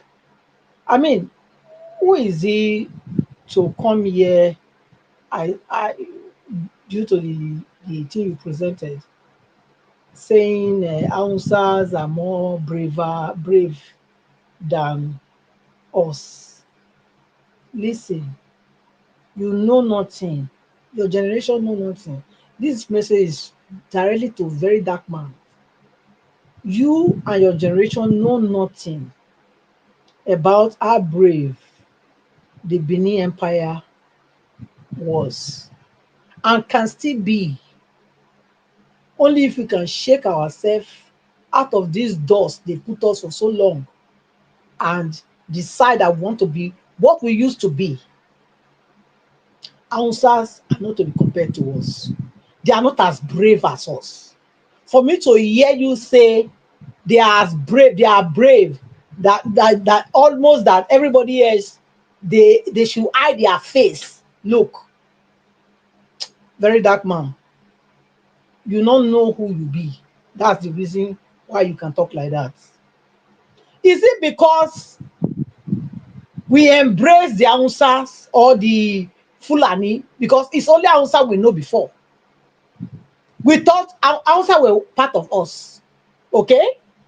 Hausa were part of Nigeria from the beginning. That is when we were trading together. We traded with Hausa people. We never traded with Fulani. We embraced them. It is the Hausas that accommodated the Fulani, thinking that for their religious background or for their religious oneness, they were the same. Okay? That's how, because we embraced the Hausas as one of us, we decided to let go of some things that they are doing now to us. Is it buying? If they can remove somebody's head, we can remove somebody's head too. But we decided to leave all those things behind because we wanted to accommodate them. Yes, that's the truth. We wanted to accommodate them. And now we accommodated the Hausas. Hausas brought Fulani. You have to understand where you're coming from, because if you don't know your history, you can never know where you are going, And that's why you are talking rubbish online all the time. I'm talking to you. Very dark man. But rubbish you dey talk. Rubbish all the time. What's that? Giving a credit? Okay, Mother Patricia, when was that? When did you make the video? The video you saw today. The video you played today. Talking about how Hausa is so bold, so brave. We are like cowards. He didn't use the word coward, but he was saying that Hausa are braver than us in a way that if you look, you have to read the lines. Madam Patricia, you are very, very right. Okay. So let me continue my this thing. When I finish, please. Thank you. So all I'm saying is that if you don't look, it's not because we decide to embrace them. Okay? We embrace Hausa, we didn't embrace Fulani. Hausa brought Fulani. And today, the same Hausa that brought Fulani is what Fulani is killing. They are buying them. And now they've infiltrated everywhere. Now, there's no level play field. Okay? There's no level play field for us to go back to what we used to be. Because Buhari came, he said everybody come and drop their gun. Everybody dropped their gun from the south. But Hausa Fulani kept their knife and their dagger and their weapon. Who is deceiving who? Then you from the south telling me that Hausa is braver than you? Coward! Look, Mr. Elvis, make that man, make he hide the face. Oh. Hide the face. You don't know what he's doing. Are you giving them power or you are reducing them? You reduce their power by telling them that you are the cowards and they are the brave ones. What nonsense is that? If you don't know where you are coming from, go and ask. Ask your grandfather in the grave. They can tell you. Okay? Don't come here and tell me that I am a coward. My people have never been coward. We embrace Hausa, not Fulani. We embrace Hausa, not Fulani. So, very dark, but this message is for you. To you. When you are coming to talk on your platform, know how you talk. Don't come and tell me that we are cowards. We are never cowards. As I did here, so how many years will I be? I'm still ready to go to war. I'm still ready. You hear me? I'll not be that kind of person where you be say like you. If you don't know where you come from, I know where I come from. So not come and generalize here. You tell us say Hausa brave, I be Fulani brave, Northern as brave, Southern as coward. You look unless I don't see you. If I see you I go pour spit for your face. As you talk say you go pour spit for people's face.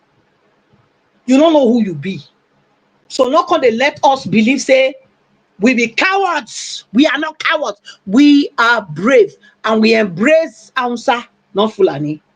Hence they are taking advantage now of us. Okay? And there's no level play field as we speak. Hausa Fulani can go around carry AK-47, carry dagger. But if you see a small pin on my hand, you will say, I am trying to use that pin to kill somebody. But Fulani go carry big cutlass, the waka or dagger. Nobody go stop her. So is there a level play free field? Is there a level play field? So black, what did they call you? Very dark man. They warn you. I don't listen to you many times. And nearly all your this thing, they kind of is offline. I don't know. Nigerians are gullible, so they can listen to you and get excited. Mr. Ivis, I'll leave on there. Thank you. All right, Mother Patricia, I'm kind of lost because the reason why I'm lost, if you disagree with what Very Dark Man said, I don't have any issue with that, but your submission shows that you already have some kind of disagreement with his videos, his submissions, and there's so much anger in your submission in describing him. You know, I don't know. I think it's entitled to his opinion. whatever he wants to say. If you don't like it, just disagree and move on. But the anger in your expression towards Very Dark Man, that's my concern. I don't know why, because the video that I played today, what he said is not, I don't think it was that bad. He was only talking about Wike and the Navy officer. To be honest, I'm lost with the submission though. I'm just lost. Maybe I might be able to recuperate later, but for now I'm lost. But nevertheless, I'd like us to move on. Mr. Alabo, talk to us and good evening to you. Good evening, Mr. Najawat. Good evening, Madam Patricia. We welcome you. You don't scatter water. What the Very Dark Man go do you? Yeah, good evening, sir, for what you do. We miss you, Madam Patricia. Welcome. We're happy to have you back. Mr. Elvis, thank you and God bless you for what you do. We appreciate your effort. And Mommy Diaspora, we appreciate you, man. You are doing great for your great country. Nigerians, well, I don't want to be carried away with this Madam Patricia and the Very Dark Man. Let us talk about the very one that is really affecting us today, which is the Christian genocide and the character of a lot of people, the hypocrisy of our pastors, southern pastors. You see, one thing, I would like a lot of you Nigerians to go back to history. Go and read history about Syria. Read history about Turkey. When you read history about these people, then you will understand what is happening in Nigeria. My brother, put Iran included. And Iran, yeah, my brother, thank you. So I want you guys to read history. It didn't happen for a long time. It took them years, decades, but they achieved it. Nigeria started. Usman Danfodo started the journey. And the migration continued. They were unable to penetrate the south, but they stopped in Kwara. And they captured Kwara. And the middle belt was difficult for them. When we are growing up in history, we read in school, what we hear is Hausa, Yoruba, Igbo. There is nothing like Fulanis. So, but today, what are you hearing in the news of Nigeria? Everywhere you go is Fulanis. Go to your military, is Fulanis. Go to your embassies, is Fulanis. Go to any ministry in Nigeria, is Fulanis. So they have captured the institution. They have captured even the Asurok. When you hear of the Kaban, they are the people. Tinubu cannot stay today as a president. It's a vow. It's an oath he took before he got into office. That is why people like Matawale and what is the other one? Minister of Defense. All of them you see. They are there for a purpose. It's an agreement he got with them. Is it the security advisor? So this is how they have gotten into the country and they have captured every institution in the country. They are the cabal. They control what happened in Nigeria. Is it the oil that is running in my state? They control it. Is it the water that is running in your backyard? They control it. Is it your forest? They control your forest. They even know your forest more than you, the villagers who live in those places. Because what do you do in the forest? How many of you go to farm? Few people go into Abapa from the farmers. That is why these guys can come and capture people and take them to there. So when you people who are in the south, because you have in your air-conditioned church, you think, consign you. If they happen for naught, don't worry. The people in Middle Belt, if they are told them today that what they are facing in Middle Belt, they will see it. When the people migrated and come to meet them, they accepted them and took them, and they wouldn't have allowed that. What is the agenda of these people? Get into that place. Give birth uncontrollably. Then you are talking about born 1, born 2, born 3. But one of them can give birth to 20 something, 50 children. They don't know where they are. Then I'm at the sorry, end, Mr. all of them. Alabo. Yes, Sorry, ma'am. not even that. Not even give birth to themselves. They go come back. They go back. Sorry, They go Madam marry. Patricia. Take water, take water, They go marry indigenous. take water. They will. Sorry. They will say. Bless you. Okay, Madam They will Patricia, marry just take water. You indigenous. okay? Yeah, they will marry. They will tell them marry indigenous. Convert them. You know that's a strategy. Yeah, that is where I'm Marry coming. That is indigenous. where I'm coming. Yeah, thank you, ma'am. Thank you. Thank you. Yeah, that is where I'm coming. You know, they come into the place. They don't come with fight when they first come. They will come with their business. They will come with things. They will be so friendly with you. So the ones that will live into the community will live. By the time you know, they begin to invite others. So that is why even in you, I want you to look around, you that lives in Lagos. If you don't control your gate, one of them will be your security man. Before you know, they open one kiosk in front of your gate. Inside that kiosk, over 10 of them can live there, or 20. It happened like this. What is the agenda? Go in, populate the place. Then when anything happens, we can come in. And when they come in like that, they are already in the midst of you. They understand your place.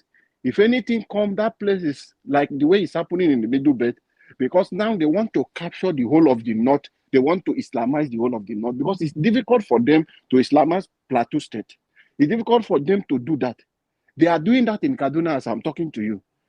In Benue State, it's difficult. So they want to do this thing. What are we going to do? Go into the villages. By the time everybody are living in the city.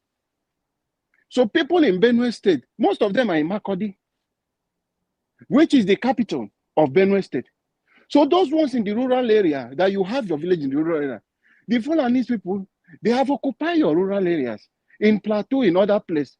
A lot of people are enjoying in Jos. Like once you come in River State now, you have Port Harcourt. People left, everybody are in Port Harcourt enjoying. But these people have taken over your villages. And when they take over the villages, you cannot return home. But their cow is in your village. Before you go, they have changed the name of your village in one way to Fulani's name. In them to come, they are still the people in government. They are still the people controlling the judiciary. They are still the people controlling the police. They are still the people controlling. Forget about that. You have IG. IG will give order. Yeah, some people will give a different counter order. IG order will not work. Forget about you are seeing a chief of defense staff. He's a Yoruba man. He's Yoruba man. He's just there. He's just there as a puppet. The security people they are put in place from the Fulanese will matter the order that the man will give. It won't reach anywhere. The Fulanese will give their own different order, and that is their own that will go. And that man, you see, the chief of defense staff, he cannot do anything. He can't touch them because his life is at risk. They can take him. Because the next man close to him is a Fulani. The other man who is commanding other places is Fulanese. So they have infiltrated the system in a way you can't do anything. These people, that is their priority. They are taking over. And you sit down. You saw Adeboye Jora they talking. He has finally come out to talk here. Because Nigeria cries out, calling him out. You will see now other pastors, now that is why other of them now begin to come out to begin to talk those rubbish you hear them talking. Because you think you are in Port Harcourt. You think you are in Lagos. It's happening in Benue State. It's happening in Plateau State. Go and read the history, what happened in Iran. Go and read history of Syria. The Damascus you used to hear in Bible. The places you know Christian dominated.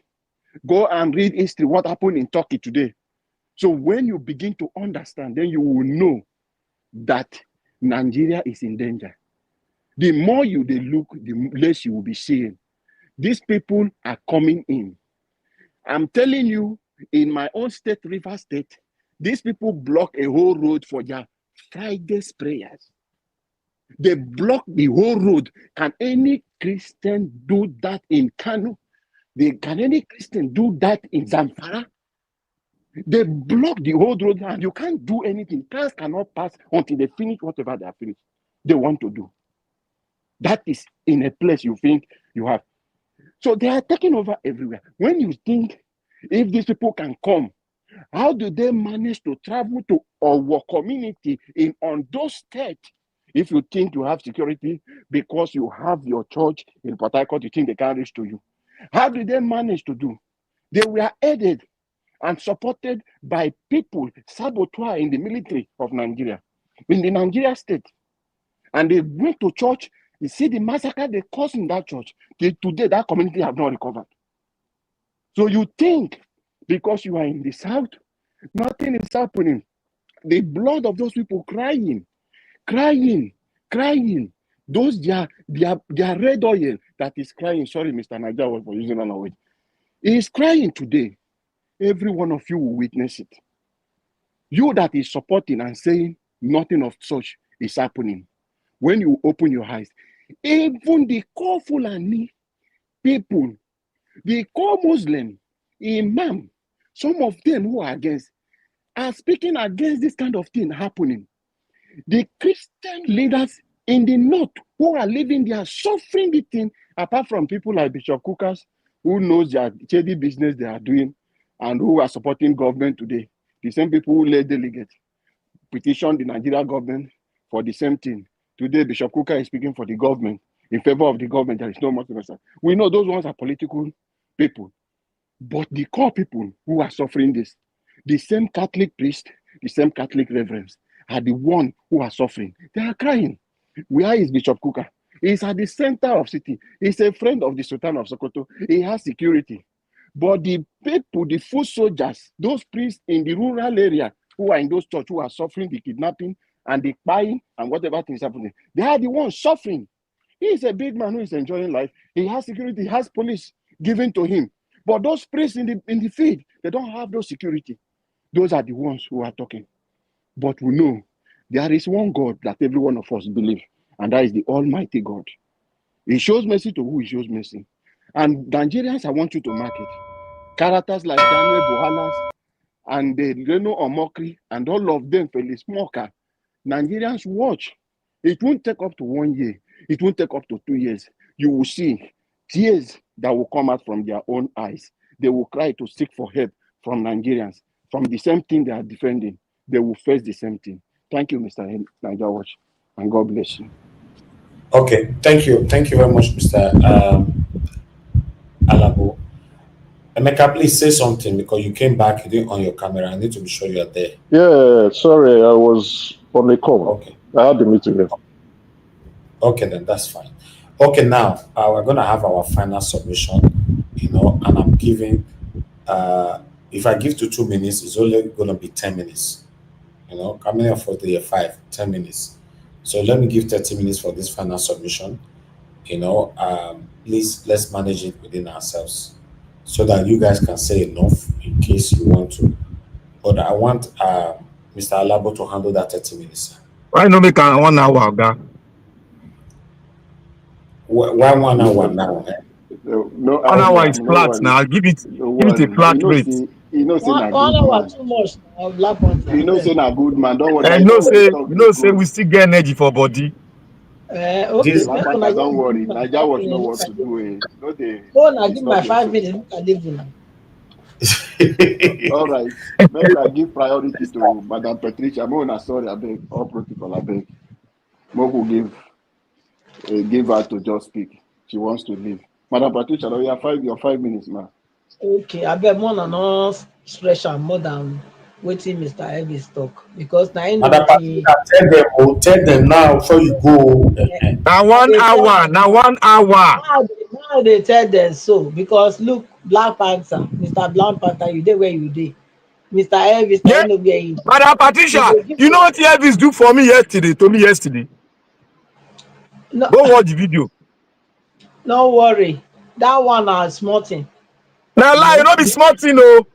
I go do it today for them. But what you do for this platform, say sometimes, Me myself, you know, say me, I also cat a rat with the BS sometimes. So just leave that one. Leave that one when he do to you. Forget I don't know what he do. But leave her. Today, make we get 30 minutes as they say. 6 minutes do now. Only 5 of us. No, that one no go work. Oh. Don't do. Madam Patricia, just talk. No No, put your no, mouth go for still this come one. out No again. worry. No worry. We know what You we don't do. know, look, Don't brother, you know, go you don't know the sleep. stress. You don't Go know the sleep. stress when they for that place. You know They the that stress. You go still go structure. play game. You go still go play video game. No, You know they forget, stress forget. anything. You still get life now. You not get You life. get life. You want to take the life from me hand? No, that yeah, now you want now because if they tell you now, say Na na 30 lie, minutes. na lie.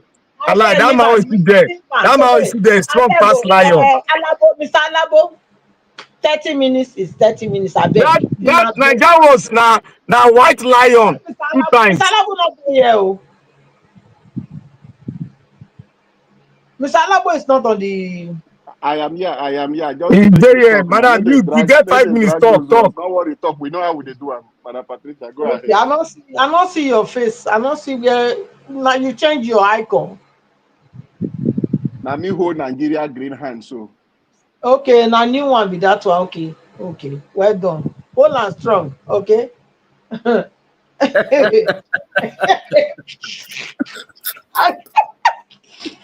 Something was catalyzed the whole. I beg go. Madam Patricia, beg. You go break my ribs. So.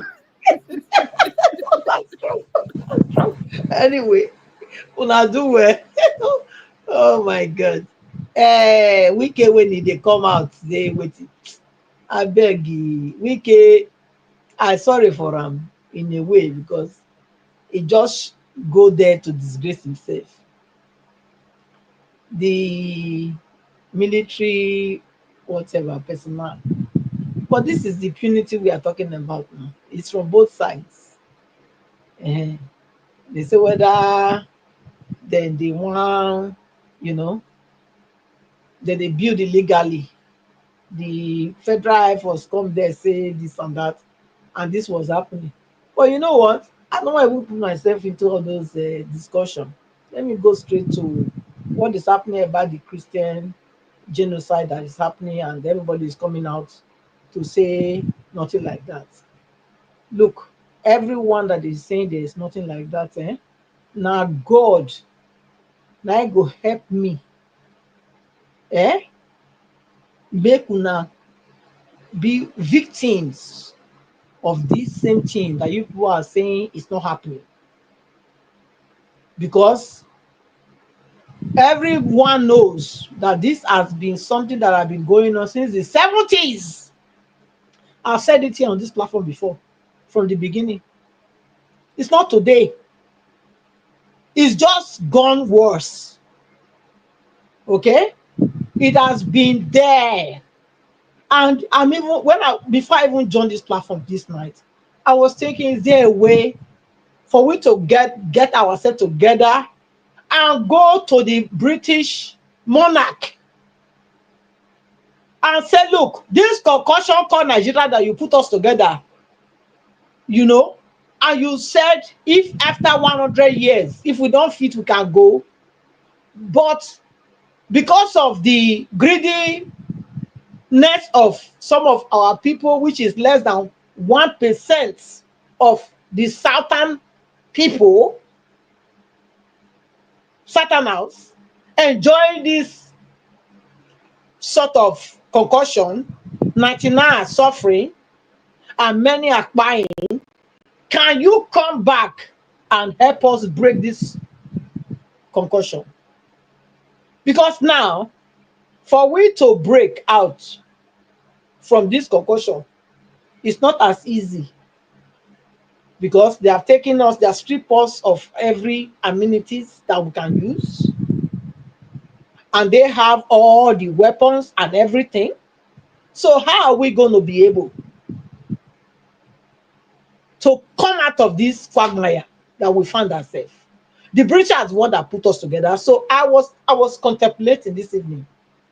It's time we must come together and go to them and say, look, this thing you put together is not working.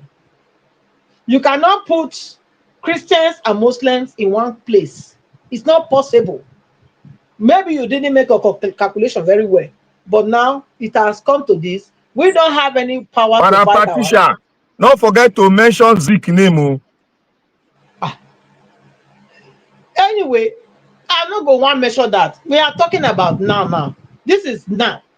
So we go need to go come together and really go there. Go protest. Say we want out. We want out. Even if the politicians say they don't want out, they are not speaking for us. They are not speaking for us. They are not. They have their records. This Western, whatever, all of them have their records. They have the record that how many percent of Nigerians are enjoying this Commonwealth. They have it. This union, first union, that has not worked and it will never work. Forget it. It will never work. Nigerians, so now when the food they expect it will work, it can never work. Wake up from your slumber and your dullness and idleness and smell what is coming to destroy you. Smell it before it comes. Round up, Madam Patricia. So I think that is what we need to do. We need to come together. We cannot look now at the moment. We cannot separate it. Look, Una, they can't cry out. That's you saw where he is. Who else is going to cry out? The British people that put this thing together, these British people that will come and dissolve it as it is now. So this is my suggestion. That we that want to, if we want to preserve ourselves and our generation yet unborn, as a people, this is the way we should go. Ignoring all this 1% of us that is telling us it is a good marriage, it's a good union. The 1% cannot speak for 99. No, not when we come out and say we are saying no to this treatment, this unjust marriage. If Thank we you, come Madam out Patricia. and say that, we will have results. Thank you. Thank you, Madam Patricia. You don't see why we say 1 hour. You don't take 8 minutes. So. Okay. So now you don't go argue with us. All right. Mr. Jonathan, if you are there, sir, please speak to your people. They are waiting to hear your voice. I greet you guys again. Madam Patricia, I greet you. It's been a while. I greet you once again. Welcome. You know, Nigeria is not just only, you characterize Nigeria as a fake union. Yes, it's a false union. It's a fake union. You know, it's a fake union, and it is only the truth. As it stands right now, the only thing that can keep the country together or continue to sustain that country is the truth. But there is no capacity to keep or to say the truth. So eventually, it's going to collapse. Is going to, that's a fact. There's nothing to keep the truth. They can't say, they cannot come out with the truth. Because the truth itself will be the catalyst to the end of Nigeria. The truth itself, if they come out with the truth, that is the end of Nigeria. So they cannot say the truth. So they have to continue with the lies so that they can keep this fake, false union together. It's only a matter of time. And that is what some people want Nigerians of this generation to enter into that falsehood with them, enter into that fake union with them, so that we will live our parents, they live through it, we are living through it, so that we can pass it to our children. Our children can continue to live in that fake false union. But as they will say, the chicken has come home to roost. We're seeing it. It's playing out. In God's own way, it's just playing out. You and I, we have no hand in it. It will just play itself out. That fake force union will collapse. The current situation of United States saying that they will come to Nigeria, they will come and fight terrorism is an indication that this force union cannot hold any longer. That is why you see them, they are running helter-skelter like a chicken whose head has been cut off. They are running helter-skelter now to keep it together. If United States continue to press this, that union will collapse. It will collapse, and it will collapse fast. Because the only thing that can keep Nigeria together is lie. And I mean lie, singular. That lie, that fake union, that lie must continue if you want to keep Nigeria together. But can lie hold on forever? I don't think so. Truth will catch up. Truth is around the corner, and Nigeria will collapse. That's just it. To come back to the issue that I talked about earlier, when Black Panther, stressed it also in his submission, and I contributed that, talking about the fake, this narrative that elections were rigged in the United States in 2020. I interjected and I said the major news platform, media in the United States, Fox News, by my own Canadian dollar, they paid over $1 billion. $1 billion. US dollar is about close to 770 something million United States dollars. If you had all the damages and the legal fees that Fox News coughed out, was over $800 million for their lies, for pushing the narrative that the elections were rigged. People pay. It costs them money. And it is that same lie. Some people, is it because that you think you can say it here and you can go free with it? Go and tell Fox News to continue. Apart from that, they pay that thing. Part of the judgment is that they cannot mention it again on that platform. If they do, there is a reserve. There is a judgment reserve on them sitting. That the company, what was the name? What's the name of this Dominion Voting? They have a judgment reserve on them. Idea Sean Hannity and all of them, they are Fox News, their main anchor, to mention it again. If they will not cough out the other $2 billion that is sitting on their neck. That is what they pay, that they pay for pushing that lies, that narrative. You think it's Nigeria where there is no rule of law, where they don't follow judgment? They have paid the money. And with a reserved judgment. Let them mention it again. Let them push it again if they will not pay the remaining $2 billion that is on their neck. So people can come out and be saying it. You think you can say it here, and then you can be pushing the same narrative in Canada. And I ask a simple question. Please give us facts. That's how they push it in the United States, with no facts.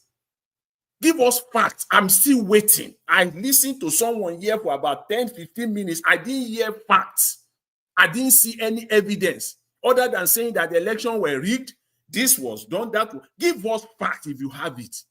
And if you have it, I will be the first person to back you up. And I've said it here also. I will give you names and telephone numbers. I have two that I have their direct contact telephone number of the major news network in Canada. I will give it to you. I said so.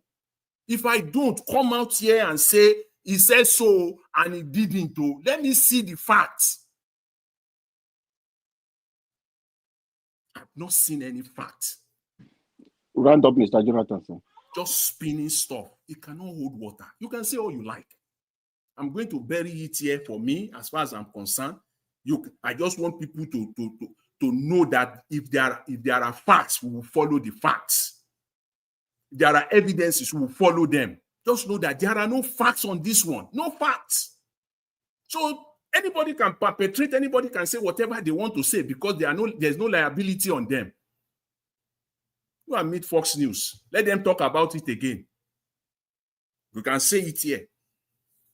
I love it. I want to know the facts that in Canada elections were rigged. I want to. I'm really interested. I love it. I want to hear the facts. I've not heard any. Thank you, Mr. Jonathan. We will come back if we still have Thank time. you very much. I Thank you, appreciate sir. Thank you, sir. Mr. Black Panther, are you there?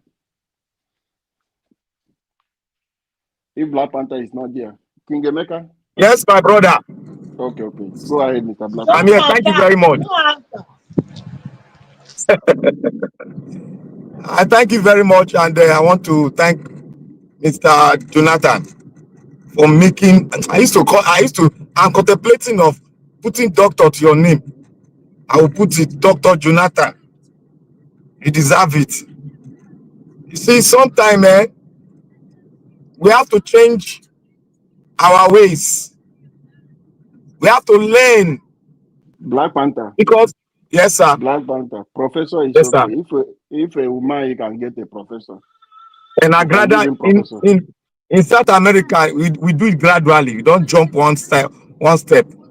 He knows what I'm talking. So I'm addressing him as Dr. Jonathan. You see, and doctorate always stand for the truth. For you to get that position, it is the truth, and your process must be straight. You must be vetted. And when they vet it, they'll see, yes, this guy is defending it, the truth.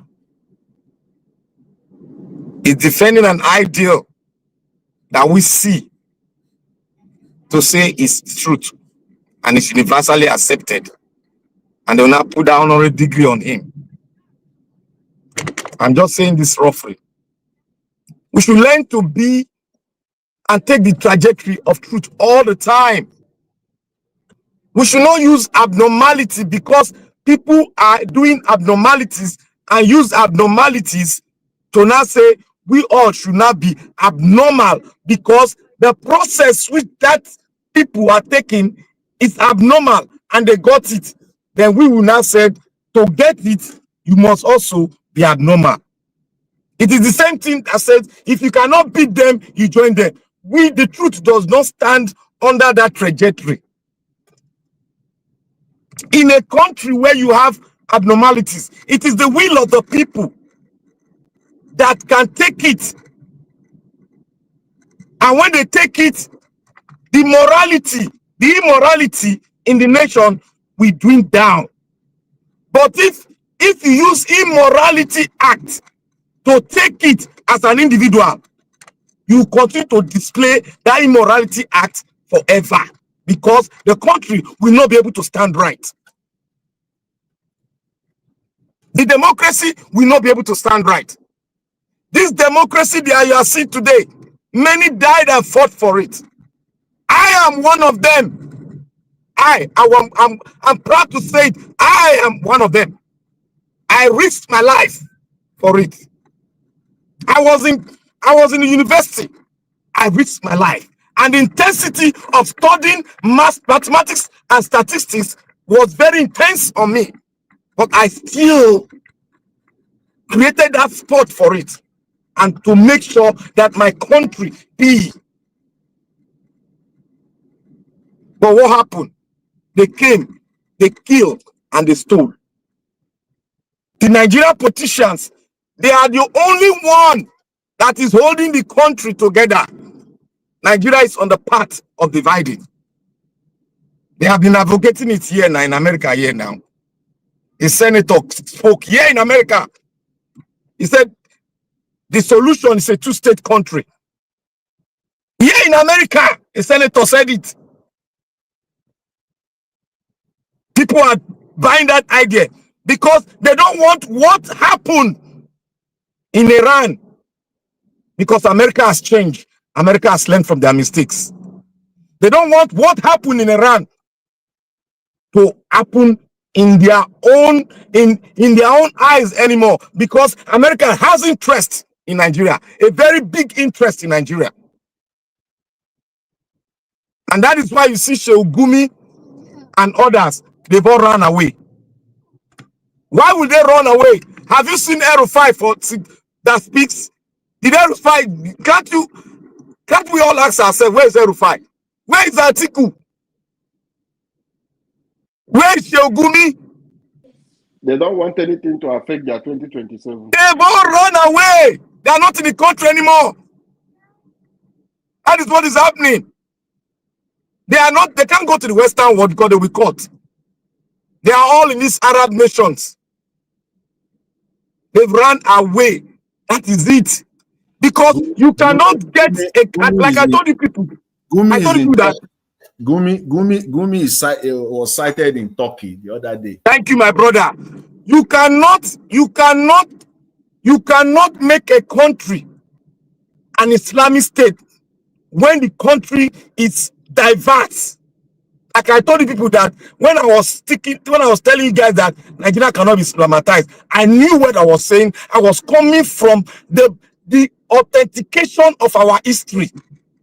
That was where I come from. And historical antecedent of the current state of the American government. It can never happen in their eyes again. Never. That is where I stand my ground, because I knew America is going to intervene. And when they intervene, that is the beginning, because they postulated it. They have investigated it. They have seen it. America does not investigate when they don't have the red flag on it. They had red flag on Nigeria. They removed it. They brought it back. They've been investigating with tax money of the American citizen. They've been investigating Nigeria for well over 15 years. And they've run their conclusion. And that conclusion, it is the Nigerian government that will make that conclusion go. But the conclusion will not go.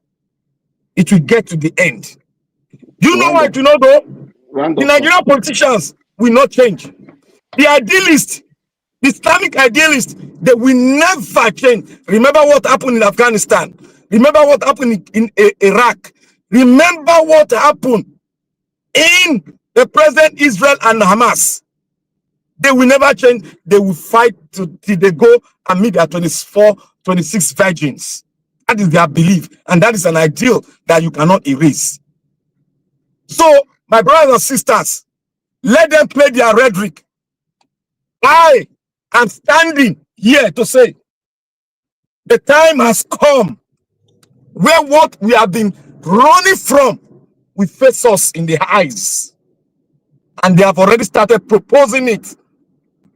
And when they start proposing it, know that the people involved, they will buy that idea because they don't want repetition of what happened in history to happen again. To an ally, because Nigeria is an ally to them. They won't want it to happen again. Thank you, Mr. Thank you very much. Thank you, sir. King Emeka, that was a wonderful submission. If you are there, sir, please speak to us. Nigerians are waiting for you. Thank you. I was just currently reading a report or a research paper by the National Assembly Library Trust Fund on insecurity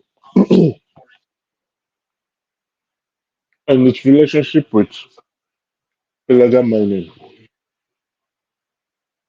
So one thing that stood out from that research paper was that 60% of the bandits camp is situated around illegal mining areas or gold mines.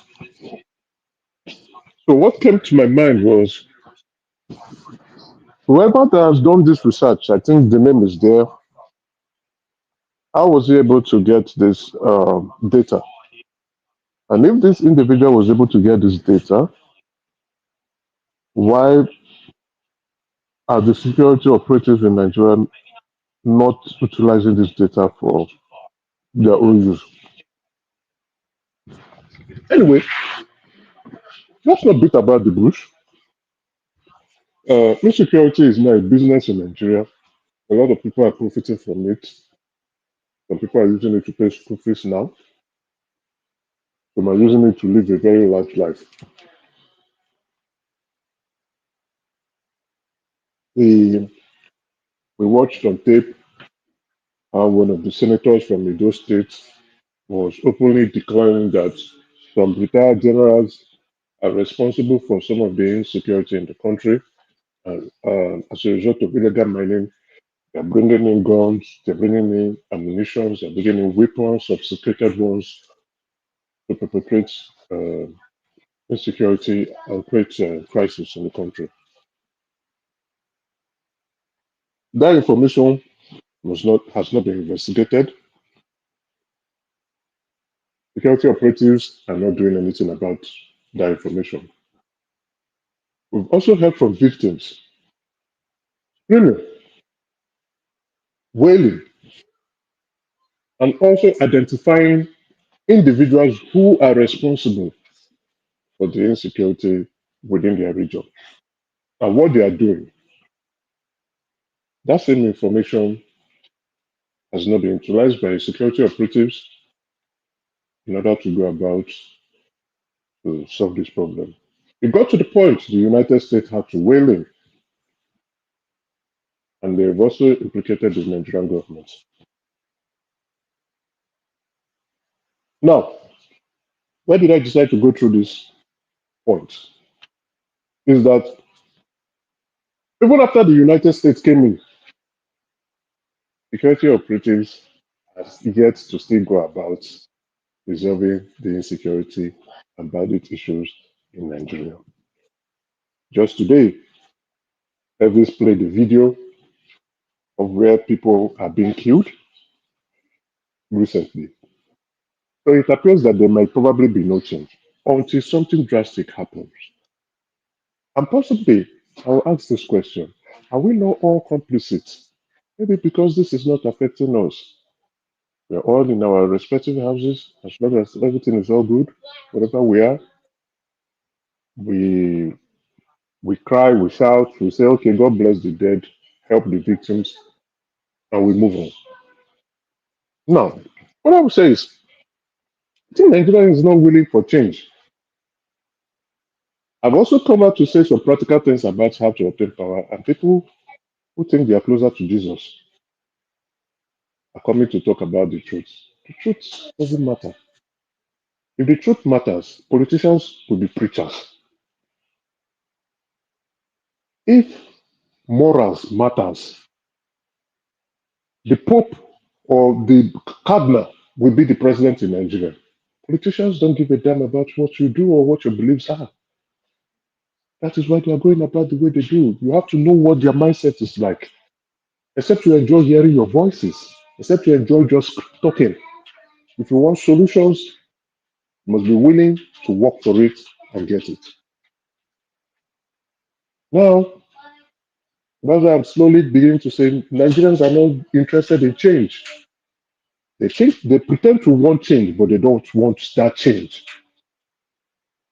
They want other people to do what they are supposed to do. That's why everybody is, oh, the United States coming. Hey, we are happy that Trump is going to come in. Because they are cowards. I think Elvis said it yesterday. They want other people to come and do the work that they are supposed to do for themselves. Anyway, this world is not a fair world. If you want a fair world, you have to go to heaven. If heaven actually exists. This world is for those who don't give a damn, those who want power, who are willing to do anything. And then when they get into that power, when they've obtained the power, they cannot decide to be good or they can decide to be bad. It's a choice. But first, you must have power. You must be able to take power from those who have it. Round up, And sir. you cannot decide if you want to be good or you want to be bad with the power that you have obtained. The truth may be very difficult for many of us to hear in terms of power. I think I'll try to. Okay, I don't want to go to my library. There's a book I want everybody to on this. If you have the time, you can buy and read. It's about power. You need to understand how those who have it and those who don't have it. So you can understand the people who pursue power, how they think, how they behave, their attributes, and what they do to get power. Then when you begin to understand and relate in that manner, you will know that power is not for moralists. Power is not for born again people. Power is for those who are willing to do whatever it takes to get power. Thank you. Thank you, Mr. Emeka, for that wonderful submission. Hope Nigeria are listening. We hope so. And we pray a day will come that everyone will wake up from their slumber and all of us will unite as a people to take back our country. Yeah, you talked about how to get it and the mentality of those people running after power. Tinubu have told us power is not serve a la carte. And Nigerians know that. You have to fight for that power. You have to grab it. And you have to run with it. And so it is left for Nigerians.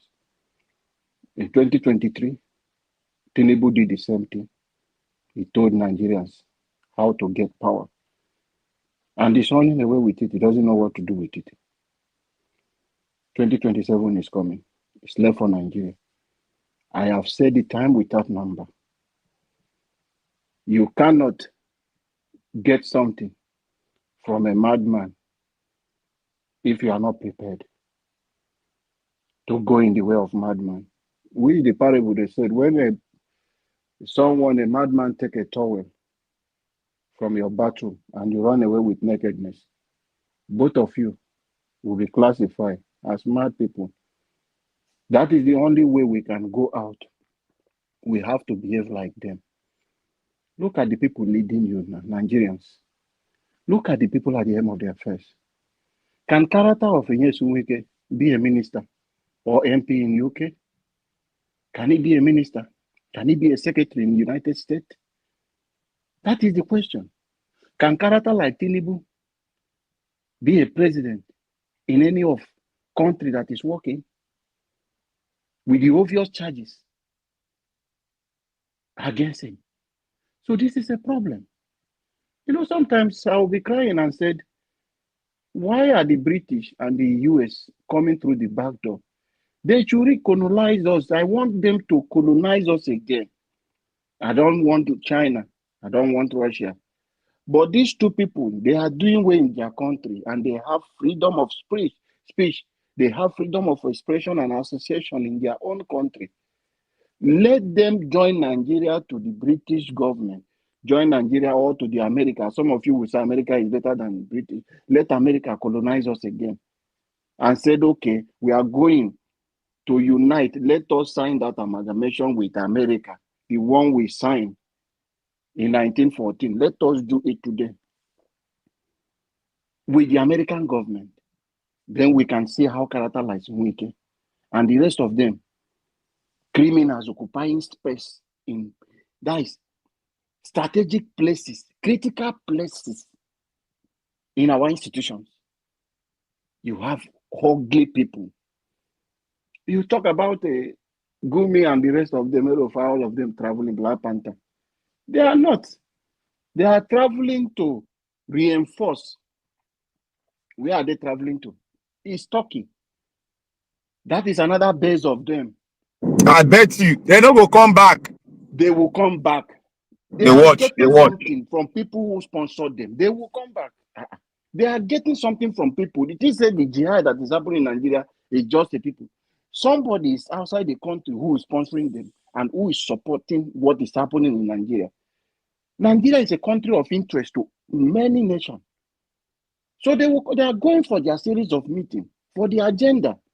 They are strategizing what they can do to do against the US government if there is any possible invasion, which is US is not coming to invent Nigeria.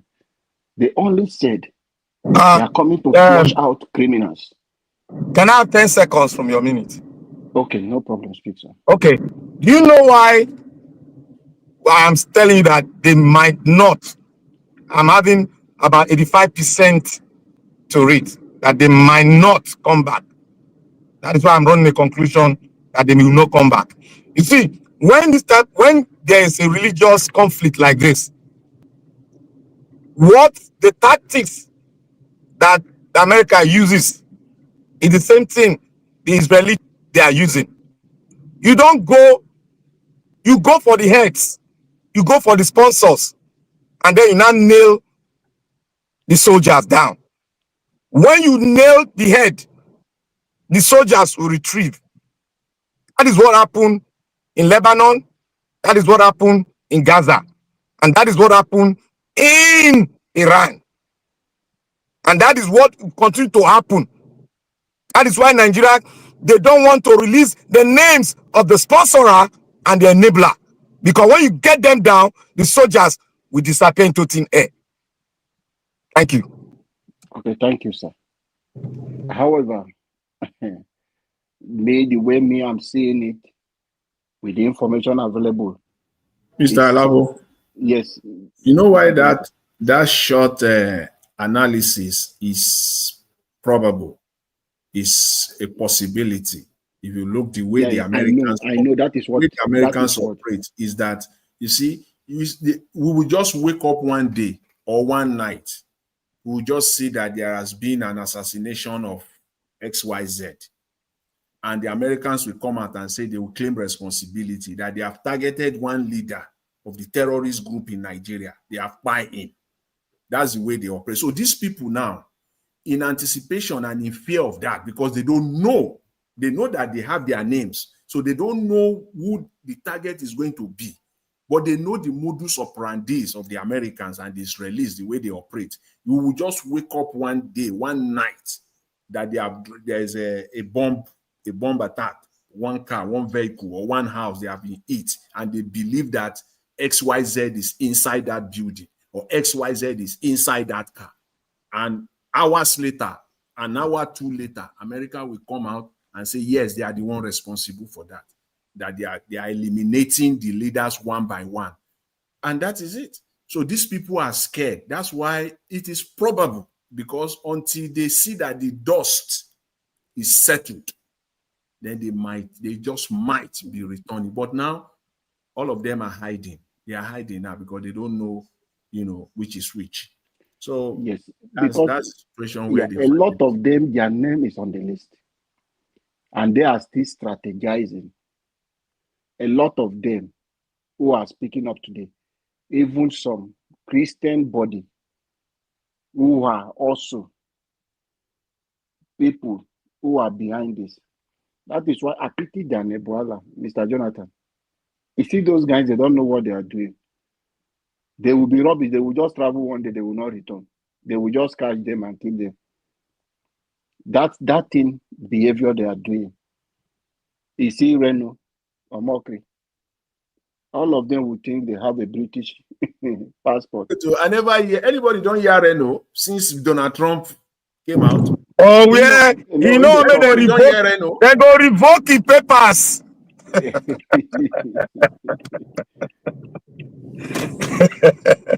they are doing it. You don't say this here.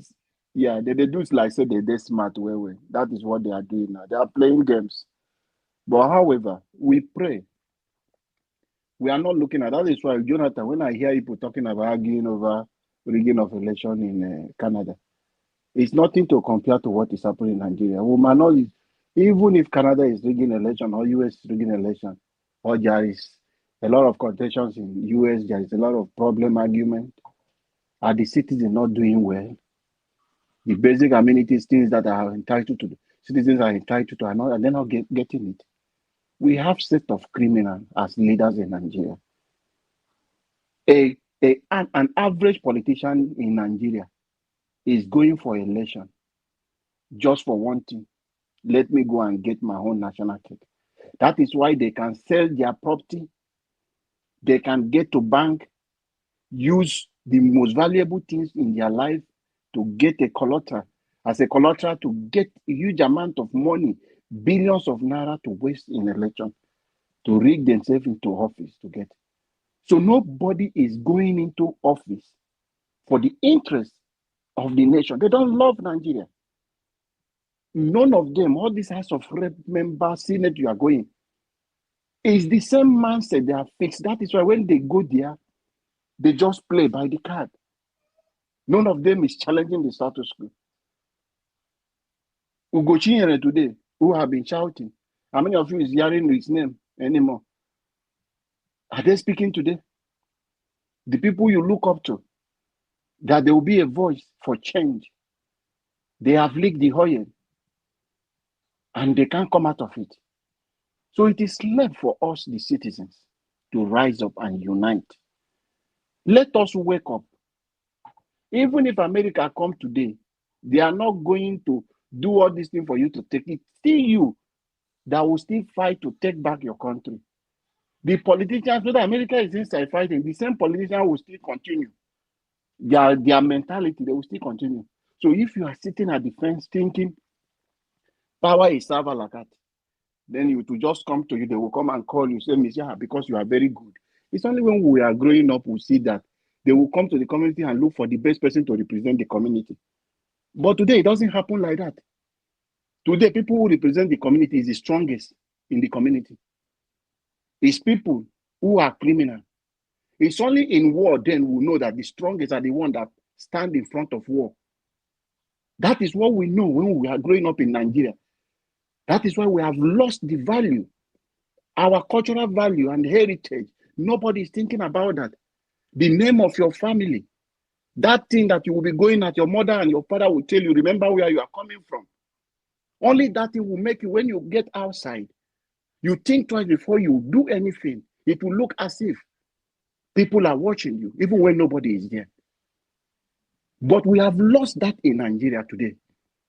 We must go back where we will not like those people, bad characters becoming the one taking over leadership affairs in our country. We must rise. Agboro have occupied government house today. Agboros are the ones speaking for a whole state. Agboros are the ones ruling us. That is why you see character of Nyesom Wike, the way he's talking. You can, I'm not saying Babajide Sanwo-Olu, you can see the comparison among those videos. But you cannot compare Babajide Sanwo-Olu with Nyesom Wike. That is where you would say experience and people of character, things are different. But when you see an Agboro, someone without a home training, you will see the way they will behave. Nigerians must wake up to fix our country. United we stand, and divided we will fall. Thank you, everyone. Before Nigeria Watch will come, can I say something? Yes, let's just interject. Let's just do while before he finish his coffee and come. Thank you. I want to say this. I want to say this concerning the mentality of Nigerians that they are having. You know, Nigerians, we have. That's why now I raise the barrier up that we Nigerians, we are mentally derailed now. We have psychological problem, majority, about the military. You know, Nigeria have been governed by military for well over 30 years. So in that time, Nigeria has been ruined and our mentality has changed. So let me just cut it now. Sorry, I'll come back. Somebody take over. Mr. Jonathan.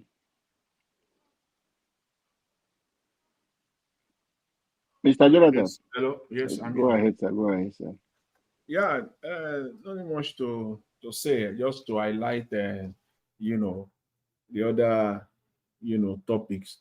But there is no way you want to talk about any other subject matter presented today without going back to the to the substance that we have on ground now.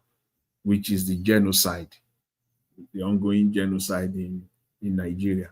And we continue to see, Nigeria or the Nigerian government continue to deny that there's no genocide. And what continues to amaze me is the fact that how brazen they could be at this point in time to still continue denying the fact that there is genocide in Nigeria. Yeah, I'm still kind of amazed. I don't know how, and they know very well that it's not sustainable.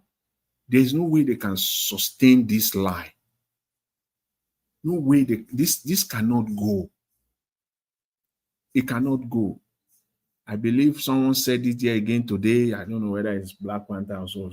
See, this American thing is going to happen. There's no ifs or buts about it. Daniel Bwala say it's not going to happen now. Let him be ranting there. Let him be ranting and be running his mouth there. Everything that we have said in the past, everything that we have said in the past, that the lives of Daniel Bwala and Moka, they have came out to say it's not going to be. Tell me which of them has not happened till date. So how this one will be an exception, I'm still waiting. Because they are based on the facts that are on ground, what we're seeing, what we know. The Americans at this point in time, see, if we know, you know why it ran out, Nigerians just don't know. Daniel Bwala came back on, I believe, on Sunday night, either Sunday night or Monday morning. He arrived back in Nigeria. You know why he left Washington, D.C.? He was there all along, trying to lobby everything that is lobbyable, all the Americans that they can lobby over there, But on Friday, this past Friday, it dawned on him that it is now a wasted effort. There's nothing they can do anymore. When that congressional resolution was passed, that's it. There's nothing you can do anymore.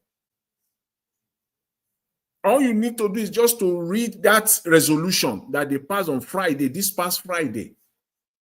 Just before they will bring it to the general floor, the main floor of the House, where they will now vote on it.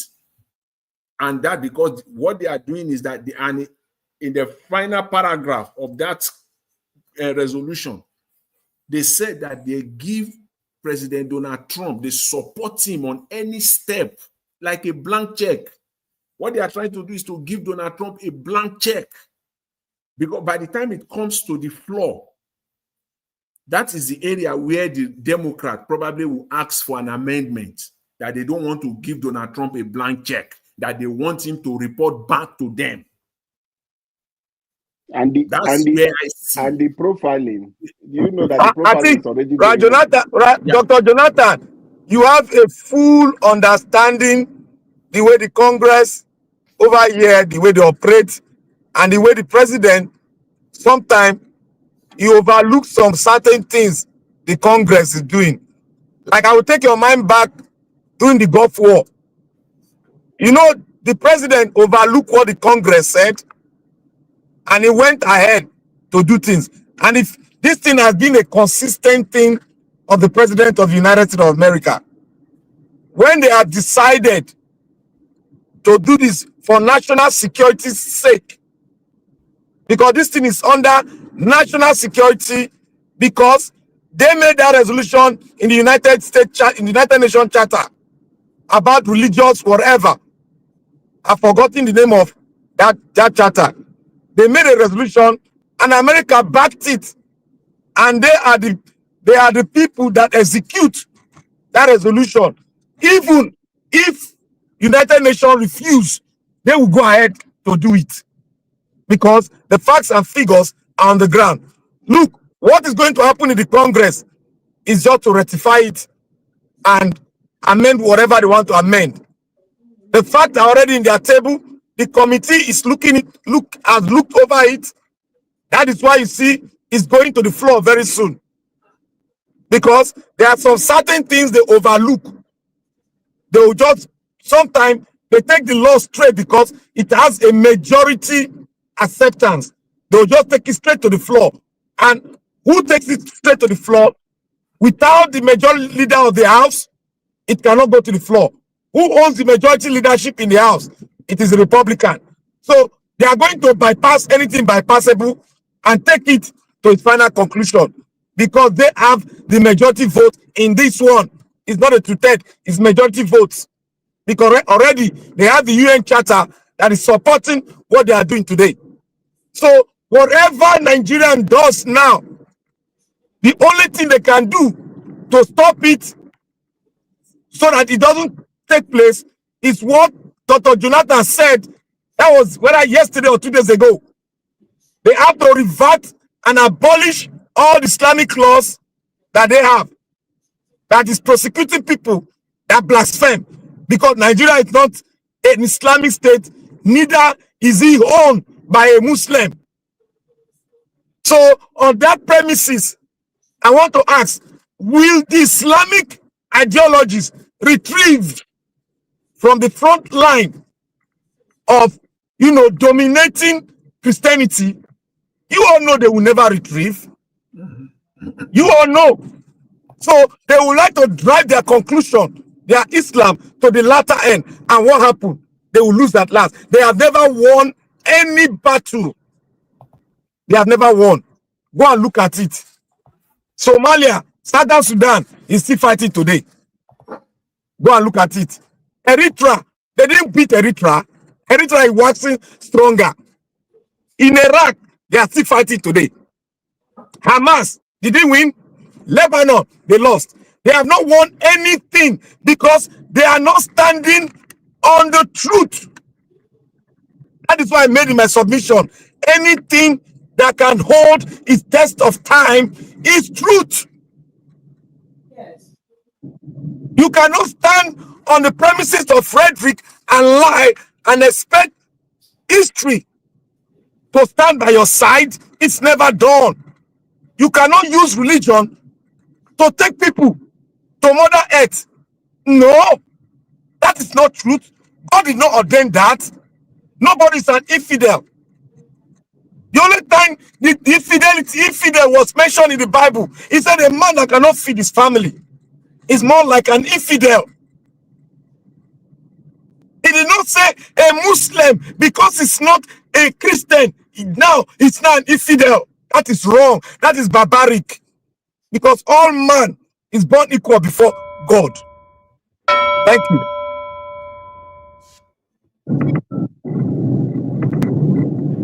All right, we need to round up now. Thank you. Thank you, Mr. Davis.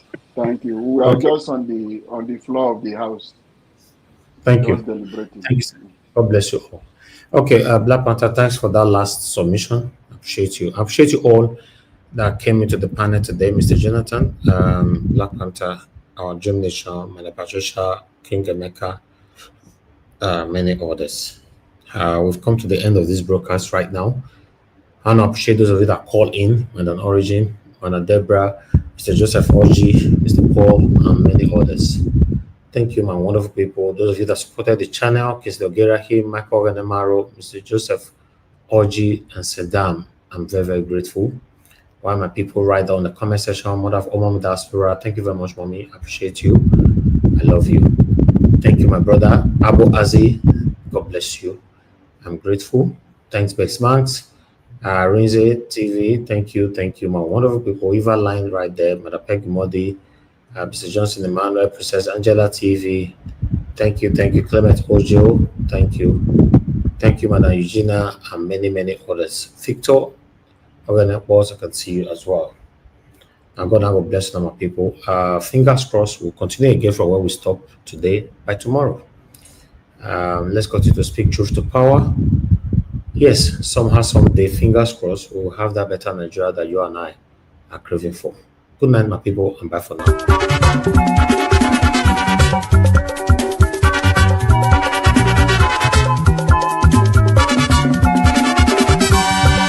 is what we are living in this world, all of us today in motion. Everybody there in motion. Moving to our various stations. As we there in motion, make we do our neighbor. Before we reach our station, every walk gets paid. Every walk gets paid. Whether na good work, nobody walk. Every walk gets paid. Whether na good work, nobody walk. I make a dey fear my God. Whether na good work, nobody walk. I make a dey fear my Maker. Whether na good work, nobody walk. Whoever will come and go on song, organize.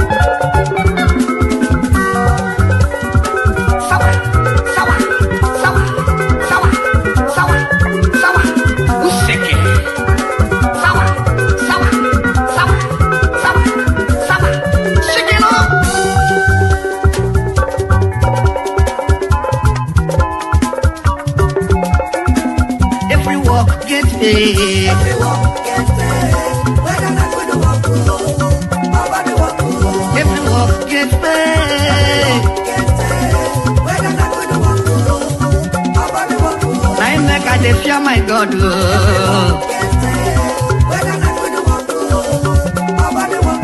I make a fear my Maker.